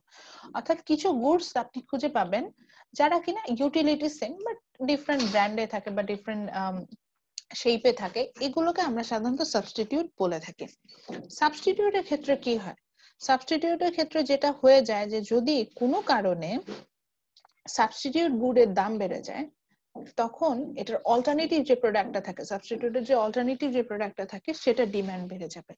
সে ফর এক্সাম্পল যদি আপনি দেখেন যে একটু লিখে দেখাই, যেমন প্রাইস অফ, একটু ক্যাপিটাল এটা দিয়ে দেখাই, কোনো কারণে যদি কোকা কোলার প্রাইস বেড়ে যায়, আমি এটা একটু ইয়াও দিয়ে দিলাম না, আচ্ছা জাস্ট আমি কফি লিখছি, তখন তাদের বুঝতে সুবিধা হবে। সো কোনো কারণে যদি কফির প্রাইস বেড়ে যায়, আপনি কি কফি কিনবেন? আপনি দেখবেন যে তখন কিন্তু আপনি কফি কম কনজিউম করবেন। তো কফি যদি কম কনজিউম করেন, আপনাকে তো কোনো না কোনো মানে আমরা দেখা যায় যে চা কফি কিছু একটা খাই, তো সেক্ষেত্রে আমরা তখন কি করবো, এটা অল্টারনেটিভ কি, চা খেলেও তো হয়েছে, তখন আমরা কিন্তু দেখা যাবে যে টি ডিমান্ডটা কিন্তু বাড়িয়ে দিব। সো সিম্পলি যখনই আমার দেখলাম যে আমার কফির প্রাইস বেড়ে যাচ্ছে, তখন টি মানে এটার অল্টারনেটিভ হিসেবে আমি টির ডিমান্ডটা বাড়িয়ে দিব। তাহলে উল্টা যদি চিন্তা করি, যে যদি আমি উল্টা লিখে ফেলছি, সরি। তো যদি কোনো কারণে কফির প্রাইসটা বেড়ে যায়, কফির প্রাইস বেড়ে যাওয়া মানে হচ্ছে কি, তাহলে কফি কনজিউম করতে আপনার বেশি খরচ করতে হবে। So as we know price up demand down, তাহলে আমার যদি প্রাইস আপ ডিমান্ড ডাউন হওয়ার কথা, তাহলে এখন আমি কফি কম খাবো, তো আমার তো কিছু খেতে হবে, তাহলে কফির অল্টারনেটিভ হিসেবে আমি কি পাচ্ছি, টি পাচ্ছি। সো আমি কিন্তু তখন চা বেশি বেশি কনজিউম করবো। সো সাবস্টিটিউট গুডস এর ক্ষেত্রে যেটা হয় যে কোনো প্রোডাক্টের যদি প্রাইস বেড়ে যায়, তখন এর যে সাবস্টিটিউট থাকে সেটা ডিমান্ড বেড়ে যায়। এই কারণে আপনারা দেখবেন যে সাবস্টিটিউট গুডস গুলোর প্রাইস কিন্তু কোয়াইট সিমিলার থাকে। এই কারণে পেপসি যদি 1 লিটার 50 টাকা হয়, আপনার 7 আপের 1 লিটারও 50 টাকাই হবে, বা কোকা কোলার 1 লিটারও 50 টাকা। ওরা কখনোই প্রাইসটাকে এদিক সেদিক করে ফেলে না, কারণ পেপসি ওনার জানে যে উনি যদি প্রাইসটাকে কমিয়ে মানে বাড়িয়ে 60 টাকা করে ফেলে, সাথে সাথে এটার অল্টারনেটিভ যে ওনার যে কাস্টমাররা ছিল, তারা অল্টারনেটিভ হিসেবে কোকা কোলার দিকে সুইচ করেছে, তো সে কখনোই এটার প্রাইস বাড়াবে না। ঠিক একইভাবে আবার কোকা কোলার দামও কমিয়ে দিবে না, কারণ সে জানে যে 50 টাকা পেপসিটা প্রাইসিং, তো ও যদি আবার দাম কমায়, তাহলে সেক্ষেত্রে সে জাস্ট বেনিফিটসটা লুজ করবে। এবার চলে আসি তার আরেকটা এক্সাম্পল দিই, তাহলে চায় যদি কফির প্রাইস বাড়ে, তাহলে আমরা যেমন বলছিলাম যে টি এর ডিমান্ডটা আমার বেড়ে যাবে, বিকজ আমি অল্টারনেটিভ প্রোডাক্টে সুইচ করব। ঠিক একইভাবে যদি আমি পিজাইনের বার্গারে, আপনি দেখবেন যে সেম টাইপের ব্র্যান্ডের মধ্যে যদি কম্পেয়ার করি, আপনি দেখবেন যে পিজাইনের বার্গারের পিজার প্রোডাক্ট মানে ফুডের প্রাইস যেরকম, আপনি দেখবেন যে পিজা হাটের ফুডের প্রাইস এটি খুব স্লাইটলি নেগোশিয়েবল। পিজাইনে হয়তো একটা লার্জ বার্গার, বার্গার বলছি কেন, লার্জ পিজা হয়তো আপনি 1000 টাকায় পাবেন, ওইটা পিজা হাটে হয়তো 1050, এর থেকে বেশি ডিফারেন্স হয় না। কারণটা কি, কারণ একই রকম দে আর সাবস্টিটিউট গুডস। সো পিজাইন জানে যে ও যদি ওর প্রোডাক্টের প্রাইস খুব বেশি বাড়িয়ে দেয়, তাহলে হচ্ছে কি সুইচ করে সবাই পিজা হাটে চলে যাবে। ঠিক একইভাবে পিজা হাটও জানে ও যদি প্রাইস বাড়িয়ে দেয়, তাহলে সবাই কিন্তু সুইচ করে পিজাইনে চলে আসবে, এরকম। এবার আসি কমপ্লিমেন্টারি গুডস কি। কমপ্লিমেন্টারি গুডস হচ্ছে কি যেই গুডস গুলো আমরা একসাথে কনজিউম করি, ওই যে বললাম the goods they which are consume together. So complementary goods এর মধ্যে আছে হচ্ছে যেমন এই যে কফি দিয়ে এক্সাম্পল শুরু করেছেন, কফির কমপ্লিমেন্টারি গুডস হচ্ছে কি সুগার। উইদাউট সুগারটা আপনি কফি কনজিউম করতে পারবেন না, বা মিল্ক, এটাকে আমি বলতে পারি কমপ্লিমেন্টারি গুডস। সো কফির যখন দাম বাড়বে সুগারের ডিমান্ড কি হবে? আচ্ছা কফির দাম বেড়ে গেছে, আপনি তো কফি খাচ্ছেন না, তাহলে কি আপনি সুগার কনজিউম করবেন? না, সুগারও কনজিউম করবো না। সো যখন কফির দাম বেড়ে যাবে, মজার ব্যাপার হচ্ছে কি এর কমপ্লিমেন্টারি গুডস যেগুলো আছে সেগুলোর ডিমান্ডও আমার ডাউন হয়ে যাবে। অর্থাৎ কমপ্লিমেন্টারি গুডস দিয়ে আবার যদি হিসাব করি তাহলে কোনো প্রোডাক্টের যদি প্রাইস বেড়ে যায় সাথে সাথে কমপ্লিমেন্টারি গুডস এরও ডিমান্ড ফল করে। আবার একইভাবে প্রোডাক্টের যদি প্রাইস কমে যায় তখন এই কমপ্লিমেন্টারি গুডস এর ডিমান্ড বেড়ে যায়। যেমন আমার যদি এখন যেমন আমাদের দেশে যদি খেয়াল করে দেখেন দেখবেন চায়ের দাম মডারেট, মানে আমরা কিন্তু বেশিরভাগ টি লাভার এবং চায়ের দামটা মডারেট। চায়ের সাথে দেখবেন যে চায়ের যে কমপ্লিমেন্টারি গুডস গুলো আছে সুগার দেন বিস্কিট, এগুলোর দামও কিন্তু মডারেট। আমাদের দেশে আমি অবশ্য বলবো এটা কম দামি বলা যায়, 30 টাকাতে আপনি দেখবেন যে ভালো কোয়ালিটির বিস্কিট পাওয়া যায়, বা মোটামুটি যদি আমি একটু গুড কোয়ালিটি বিস্কিট 50 টাকার মধ্যে পাওয়া যাচ্ছে। চায় 100 গ্রাম চা পাতা, আমাদের দেশে যে প্রিমিয়াম কোয়ালিটি টি পাওয়া যায় অবভিয়াসলি আমি ভালো বলবো, 100 গ্রাম চা পাতা দেখা যাচ্ছে যে আমি মানে 100 টাকা স্পেন্ড করলে আমরা 200 গ্রাম চা পাতা পাচ্ছি, বেশ ভালো কোয়ালিটি চা পাতা পাওয়া যায়। সো দামটা কিন্তু হাতের নাগালের ভিতরে। সো দেখবেন যে এই যেহেতু দামটাও একটা মডারেট লেভেলে, এই চায়ের যে আমার যে কমপ্লিমেন্টারি গুডস আছে সেগুলোর দামও কিন্তু মডারেট লেভেলে। এবং এটা হওয়ার রিজনটা একটু বলি, আমাদের দেশে কফি দেখেন এক্সপেন্সিভ, সাবস্টিটিউটে আসি, আমাদের দেশে কফি বেশ এক্সপেন্সিভ, আমাদের বিকজ আমাদের দেশে কফি প্রোডাকশন হয় না। সো আমাদের দেশে কফি কিন্তু বেশ এক্সপেন্সিভ। সো দেখেন অল্টারনেটিভ হিসেবে এটার সাবস্টিটিউট প্রোডাক্ট টি এর ডিমান্ড আমাদের দেশে এমনি বেড়ে গেছে, এবং টি এর ডিমান্ড যেহেতু বেড়ে গেছে প্রাইসিংটা এমন করে রেখেছে যে টি ডিমান্ডটা সবসময় লাস্ট করে। সো একইভাবে আমরা এটাও দেখবো যে যখন আমরা ডিমান্ড কার্ভ নিয়ে কথা বলবো দেখবো যে ডিমান্ড কার্ভ শিফট করে। এবং যদি আমি সাবস্টিটিউট বা কমপ্লিমেন্টারি গুডস এর ক্ষেত্রে কথা বলি, সাবস্টিটিউটের ক্ষেত্রে দেখা যায় যে একটা প্রোডাক্টের দাম বাড়লে তার সাবস্টিটিউটের ডিমান্ড বেড়ে যায়, আর কমপ্লিমেন্টারি গুডস এর ক্ষেত্রে দেখা যায় যে একটা প্রোডাক্টের দাম বাড়লে তার কমপ্লিমেন্টারি গুডস এর ডিমান্ড উল্টো কমে যায়। আচ্ছা টেস্ট এন্ড ফ্যাশনে কি বলে? টেস্ট এন্ড ফ্যাশনে বলে যে ডিমান্ড অনেক সময় তার টেস্ট এন্ড ফ্যাশনের উপরও ডিপেন্ড করে। সো সেই ক্ষেত্রে যেটা হবে যে যদি আপনি একটা প্রোডাক্টের প্রতি বেশি ফ্যাসিনেটেড থাকেন সেক্ষেত্রে তার প্রাইস আপনার কাছে হেডেক না, আপনার টেস্টের উপর ডিপেন্ড করে আপনি অনেক হাই প্রাইসও প্রোডাক্টটা কিন্তু ইন্টারেস্টেড হবেন। যেমন হচ্ছে গিয়ে আমরা অনেকে, যেমন আমার ক্ষেত্রে এটা আছে, আমি হচ্ছে টি লাভার, চায়ের কেজি যদি 1000 টাকাও হয়ে যায় তাও চা ছাড়া আমার দিন চলবে না, এরকম টাইপস এর বিষয়। সো অনেক ক্ষেত্রে আমাদের এরকম হ্যাবিচুয়েটেড থাকি আমরা যে সেই প্রোডাক্টের ক্ষেত্রে কিন্তু আমরা প্রাইস অনেক হাই হলেও আমরা প্রোডাক্টটা বেশি কিনে থাকি। ওকে, দেন হচ্ছে কি এখন যে ট্রেন্ড চলছে সেই ট্রেন্ড ওয়াইজ আমরা যে পোশাক আশাক করি সেটাও কিন্তু এই টেস্ট এন্ড ফ্যাশন দিয়ে আমরা মেজার করতে পারি। আচ্ছা দেন আর একটা পয়েন্ট আছে সেটা হচ্ছে এক্সপেকটেশন। এই এক্সপেকটেশনটাকে আমরা বলেছি expectation for the future price. So আমরা যখন বুঝি যে একটা প্রোডাক্টের ফিউচারে দাম বাড়তে পারে সেক্ষেত্রে প্রেজেন্টে আমরা ডিমান্ড কি করব, বাড়াবো না কমাবো? একটু চিন্তা করেন তো। ফিউচারে দাম বাড়বে, আমরা কি প্রেজেন্টে ডিমান্ড বাড়াবো? বাড়াই দেবো ম্যাম, বাড়াই দেবো, কিনে রাখবো। বাড়াবো ম্যাম। এবং যদি আমরা জানি যে ফিউচারে দাম কমে যাবে তাহলে প্রেজেন্টে কিন্তু ডিমান্ড কমাই দিব। কমাই দেবো। আমরা অনেকেই দেখি আমাদের বাবা মা বাসায় কি করে, সিজনের সময় পেঁয়াজ তারপর রসুন চাল এগুলো কিনে স্টোর করে রাখে। কারণ কি? কারণ জানি 3 মাস পরে দাম বেড়ে যাবে, তো এখন কিনে রেখে দিই। এই যে সো যখনই ফিউচারে দাম ম্যাডাম বাড়বে, পেঁয়াজ কিনে যে রাখছি পেঁয়াজে তো এখন ওই যে গাছ হয়ে যাচ্ছে, পানিতে ভিজায় রাখেন তাহলে আবার রুট গাছ বেঁচে ফেলেন, পানিতে ভিজায় রাখেন রুট বের হয়ে যাবে, দেন প্ল্যান্ট করে ফেলেন, আরো বেশি বেনিফিটেড হবেন। তো পিজ্জা বানালে আবার ওই পেঁয়াজের গাছগুলা কেটে কেটে কুচি করে দিলে টেস্ট হবে। ওইটাই। সো আচ্ছা, এটাই হয় যে আমরা যদি জানি যে ফিউচারে প্রোডাক্টের দাম বাড়বে, তখন কিন্তু প্রেজেন্টে আমরা ওটার দাম বাড়িয়ে দিই, সরি ওটার ডিমান্ড বাড়িয়ে দিই। অর্থাৎ expectation for the future price এরকমই বলে যে ভবিষ্যতে দাম বাড়ার সম্ভাবনা থাকলে আমরা বর্তমানে প্রোডাক্টটা বেশি কনজিউম করি।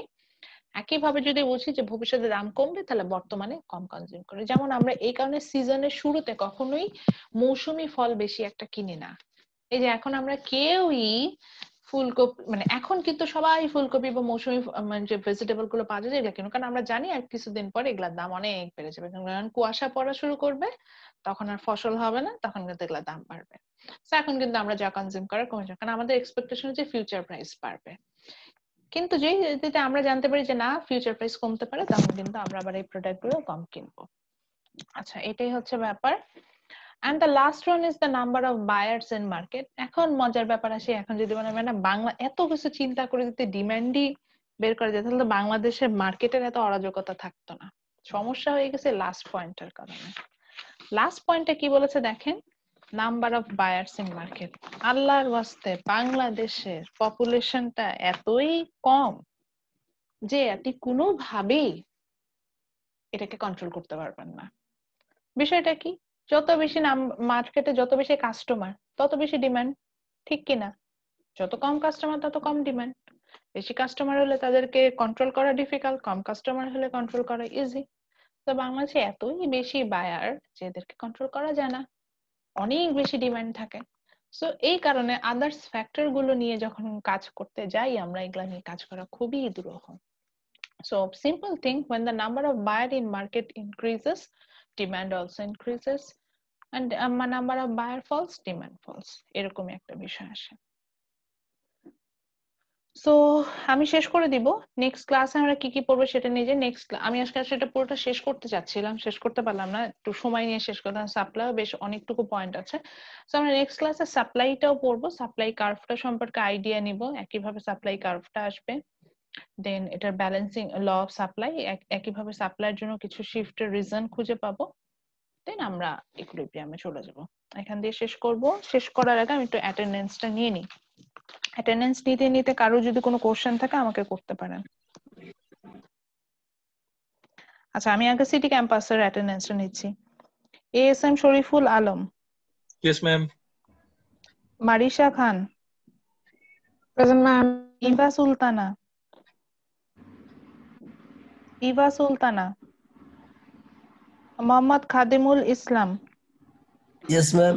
শাহ আলম, ওনাকে তো দেখেছি। S M Al Jubayer Ahmed. Yes ma'am. Mohammad Ashikul Islam. Sahara Akter. Kazi Jebun Nesa. Yes, ma'am. Okay, now the permanent campus. Mohammad Imran Hossain. Lucky Akhtar. Anamul Haq.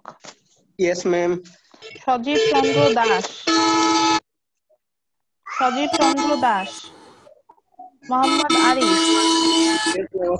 Mohammad Arif আছেন? Okay. ও মোহাম্মদ ওমর ফারুক ভুইয়া। বিশ্বজিৎ কুমার দত্ত। Yes, ma'am. উত্তম সরকার। এটা উত্তম তো বিয়ে করছে, তাই বলছে ম্যামকে বলার জন্য। Seriously? আচ্ছা ঠিক আছে, congratulation to him. Shahidul Islam. Mohammad Shahidul Islam আছেন। আচ্ছা, মোহাম্মদ মহসিন মিয়া। Yes, ma'am. Mohammad Asaduzzaman. Yes, ma'am. Jewel Rana. Jewel Rana. আচ্ছা, আফরুজা আক্তার। মোহাম্মদ মোহতাসিম ভুইয়া। জি ma'am. Mohammad Jahangir Alam. Yes, ma'am. Shuvo Chandra Saha নাই। মোহাম্মদ সাজ্জাদ হোসেন। মোহাম্মদ সাজ্জাদ হোসেন অ্যাবসেন্ট করেনি তো। জান্নাতুল ফেরদৌস। মোহাম্মদ সিয়াম মোল্লা। Yes, ma'am.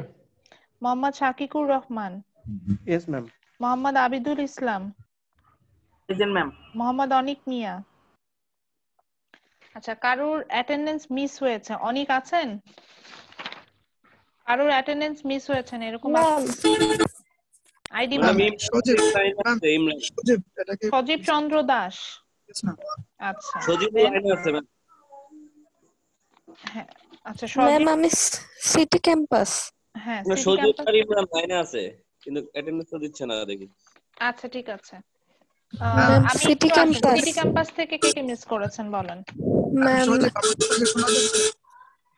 আচ্ছা, সিটি ক্যাম্পাস থেকে আমি পার্মানেন্ট ক্যাম্পাসে আসি। সিটি ক্যাম্পাস থেকে কে কে মিস করেছেন?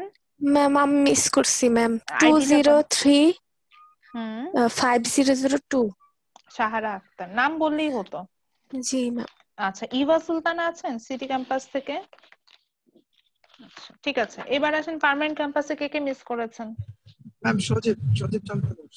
আচ্ছা দিয়েছি। এছাড়া ম্যাম ওই ওমর ফারুক ভাইয়া তো ফারুক ভাই আছেন? ওমর ফারুক ভুইয়া দিয়েছি। জি ম্যাম দিয়েছি ম্যাম, পেয়েছেন?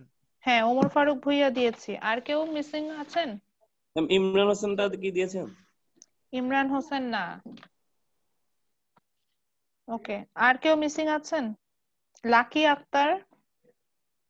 ম্যাডাম আপ্রোজ লাইনে আছে কিন্তু বুঝতেছে না কি কারণে দিচ্ছে না। ওই যে ঘুমায় গেছে ক্লাসে জয়েন করে, এইজন্য বুঝতে পারছি না। যারা ঘুমায় গেছে তারা মিস, এটা কিছু করার নাই। মোহাম্মদ আরিফ আছেন? জি ম্যাম আমি তো দিলাম। মোহাম্মদ আরিফ দিয়েছি। হ্যাঁ দিয়েছি। ম্যাম মুতাসিম ভাই পাইছেন? হ্যাঁ মুতাসিম ভুইয়া পেয়েছে। আমি একটু বলে নি, জুয়েল রানা অ্যাবসেন্ট, উনি আছেন? নাই। এই দিক থেকে হচ্ছে গিয়ে রেগুলার ক্লাস করে অ্যাবসেন্ট আছেন অনিক মিয়া। ঠিক আছে, ওকে থ্যাংক ইউ এভরিওয়ান। আমি নেটের প্রবলেম কিনা জানি না। অনিক ছিলেন ক্লাসে? এই তো জোয়েলও ছিলেন ম্যাম। জোয়েল ম্যাম সবার দোষে একটা কথা ছিল ম্যাম। হ্যাঁ অবশ্যই একটু বলেন। ম্যাম শুক্রবারের ক্লাসটা কি 10টা থেকে নিলে সমস্যা হবে? মানে দেখা যায় শুক্রবারে সকালে ভাই আমাদের আমি যতটুকু জানি আমাদের এই যে 10:30টা থেকে ক্লাস শুরু হবে এখন। আমি আর এইজন্য ছেড়েও দিতে চাচ্ছি। আমি যতটুকু জানি আমার ক্লাসের 90% স্টুডেন্টের 10:30টা থেকে ক্লাস আছে। আমারও দেখা যেত যে আমি ক্লাসে শুরু করতে পারলে আমার সুবিধা হতো। আমি কারণ সকালে শুরু করতে গেলে দেখা যায় যে 10-15 মিনিটস এমনি আমাদের একটা নষ্ট হয়ে যায়। কিন্তু তারপর আমি এটা আসলে চেঞ্জ করতে পারি। আমি আপনাদের রুটিন চেঞ্জ ম্যাম একটা রিকোয়েস্ট ছিল। জি বল ম্যাম, তাহলে 3টা বা 4টার দিকে বিকেল বেলা। আমার আবার 2টা থেকে ক্লাস আছে আমাদের। এটা তো আবার চেঞ্জ হয়ে যায়। না ম্যাম একটু 10 বা 15 মিনিট আগে যদি একটু ছেড়ে দেওয়া হতো তাহলে একটু ভালো হতো আর কি, বা মানে জাস্ট 10 মিনিটস, তাহলে ম্যাম আরেকটা ক্লাসের আগে জাস্ট একটু ব্রেকফাস্ট বা এটা সেটা করার একটু ঠিক চান্স আছে। থাকে। এটা আমারই আজকে আমি একটু লেটে স্টার্ট করেছি, তো আমি নরমালি দেখা যায় 10টা-20 এর মধ্যে ছাড়ি। আমি নেক্সট ক্লাসে এটা মেইনটেইন করার চেষ্টা করব ইনশাআল্লাহ। ম্যাম একটু ক্লাস ডিউটি শর্ট করা যায় না? ওইটাই তো বলছি যে নেক্সট ক্লাসটা আমরা চেষ্টা করব আমি 10 মিনিটস আগে ছেড়ে দিতে, ওই দিক থেকে ওই টাইমে শুরু। আমি 8টা 10 এর শুধু স্টার্ট করি, আমি ইজিলি কিন্তু 10:15টায় ছেড়ে দিতে পারি। 2 ঘন্টা এনাফ আমাদের যে টানা ক্লাস নেই, 2 আওয়ার্স এনাফ। তো 1 ঘন্টা বা 1.5 ঘন্টা এরকম আর কি। আপনাদের অবস্থা হচ্ছে যে খাইতে দিলে বসতে দিলে শুতে চায় ম্যাম। কি জানি এরকম একটা আসলে বসতে দিলে খাইতে চায়, খাইতে দিলে শুইতে চায়, ওরকম হয়ে যাচ্ছে। আমি বলেছি যেটাই হোক আমি চেষ্টা করব না। আমি আজকে এটাই নিজেই ফিল করছি যে টাইমটা বেশি মানে কনভেনিয়েন্ট হলো না। আচ্ছা ছেড়ে দিই। ওকে সবাই ভালো থাকেন। নেক্সট এত লং ভিডিও ক্লাস আছে ওরা লিখলেই হয় ম্যাম। ঠিক আছে যাদের ক্লাস আছে ওরা লিখলেই হয়। ম্যাম একটু রেকর্ডিংটা দিয়ে দিন। হ্যাঁ অবশ্যই দিয়ে দিব।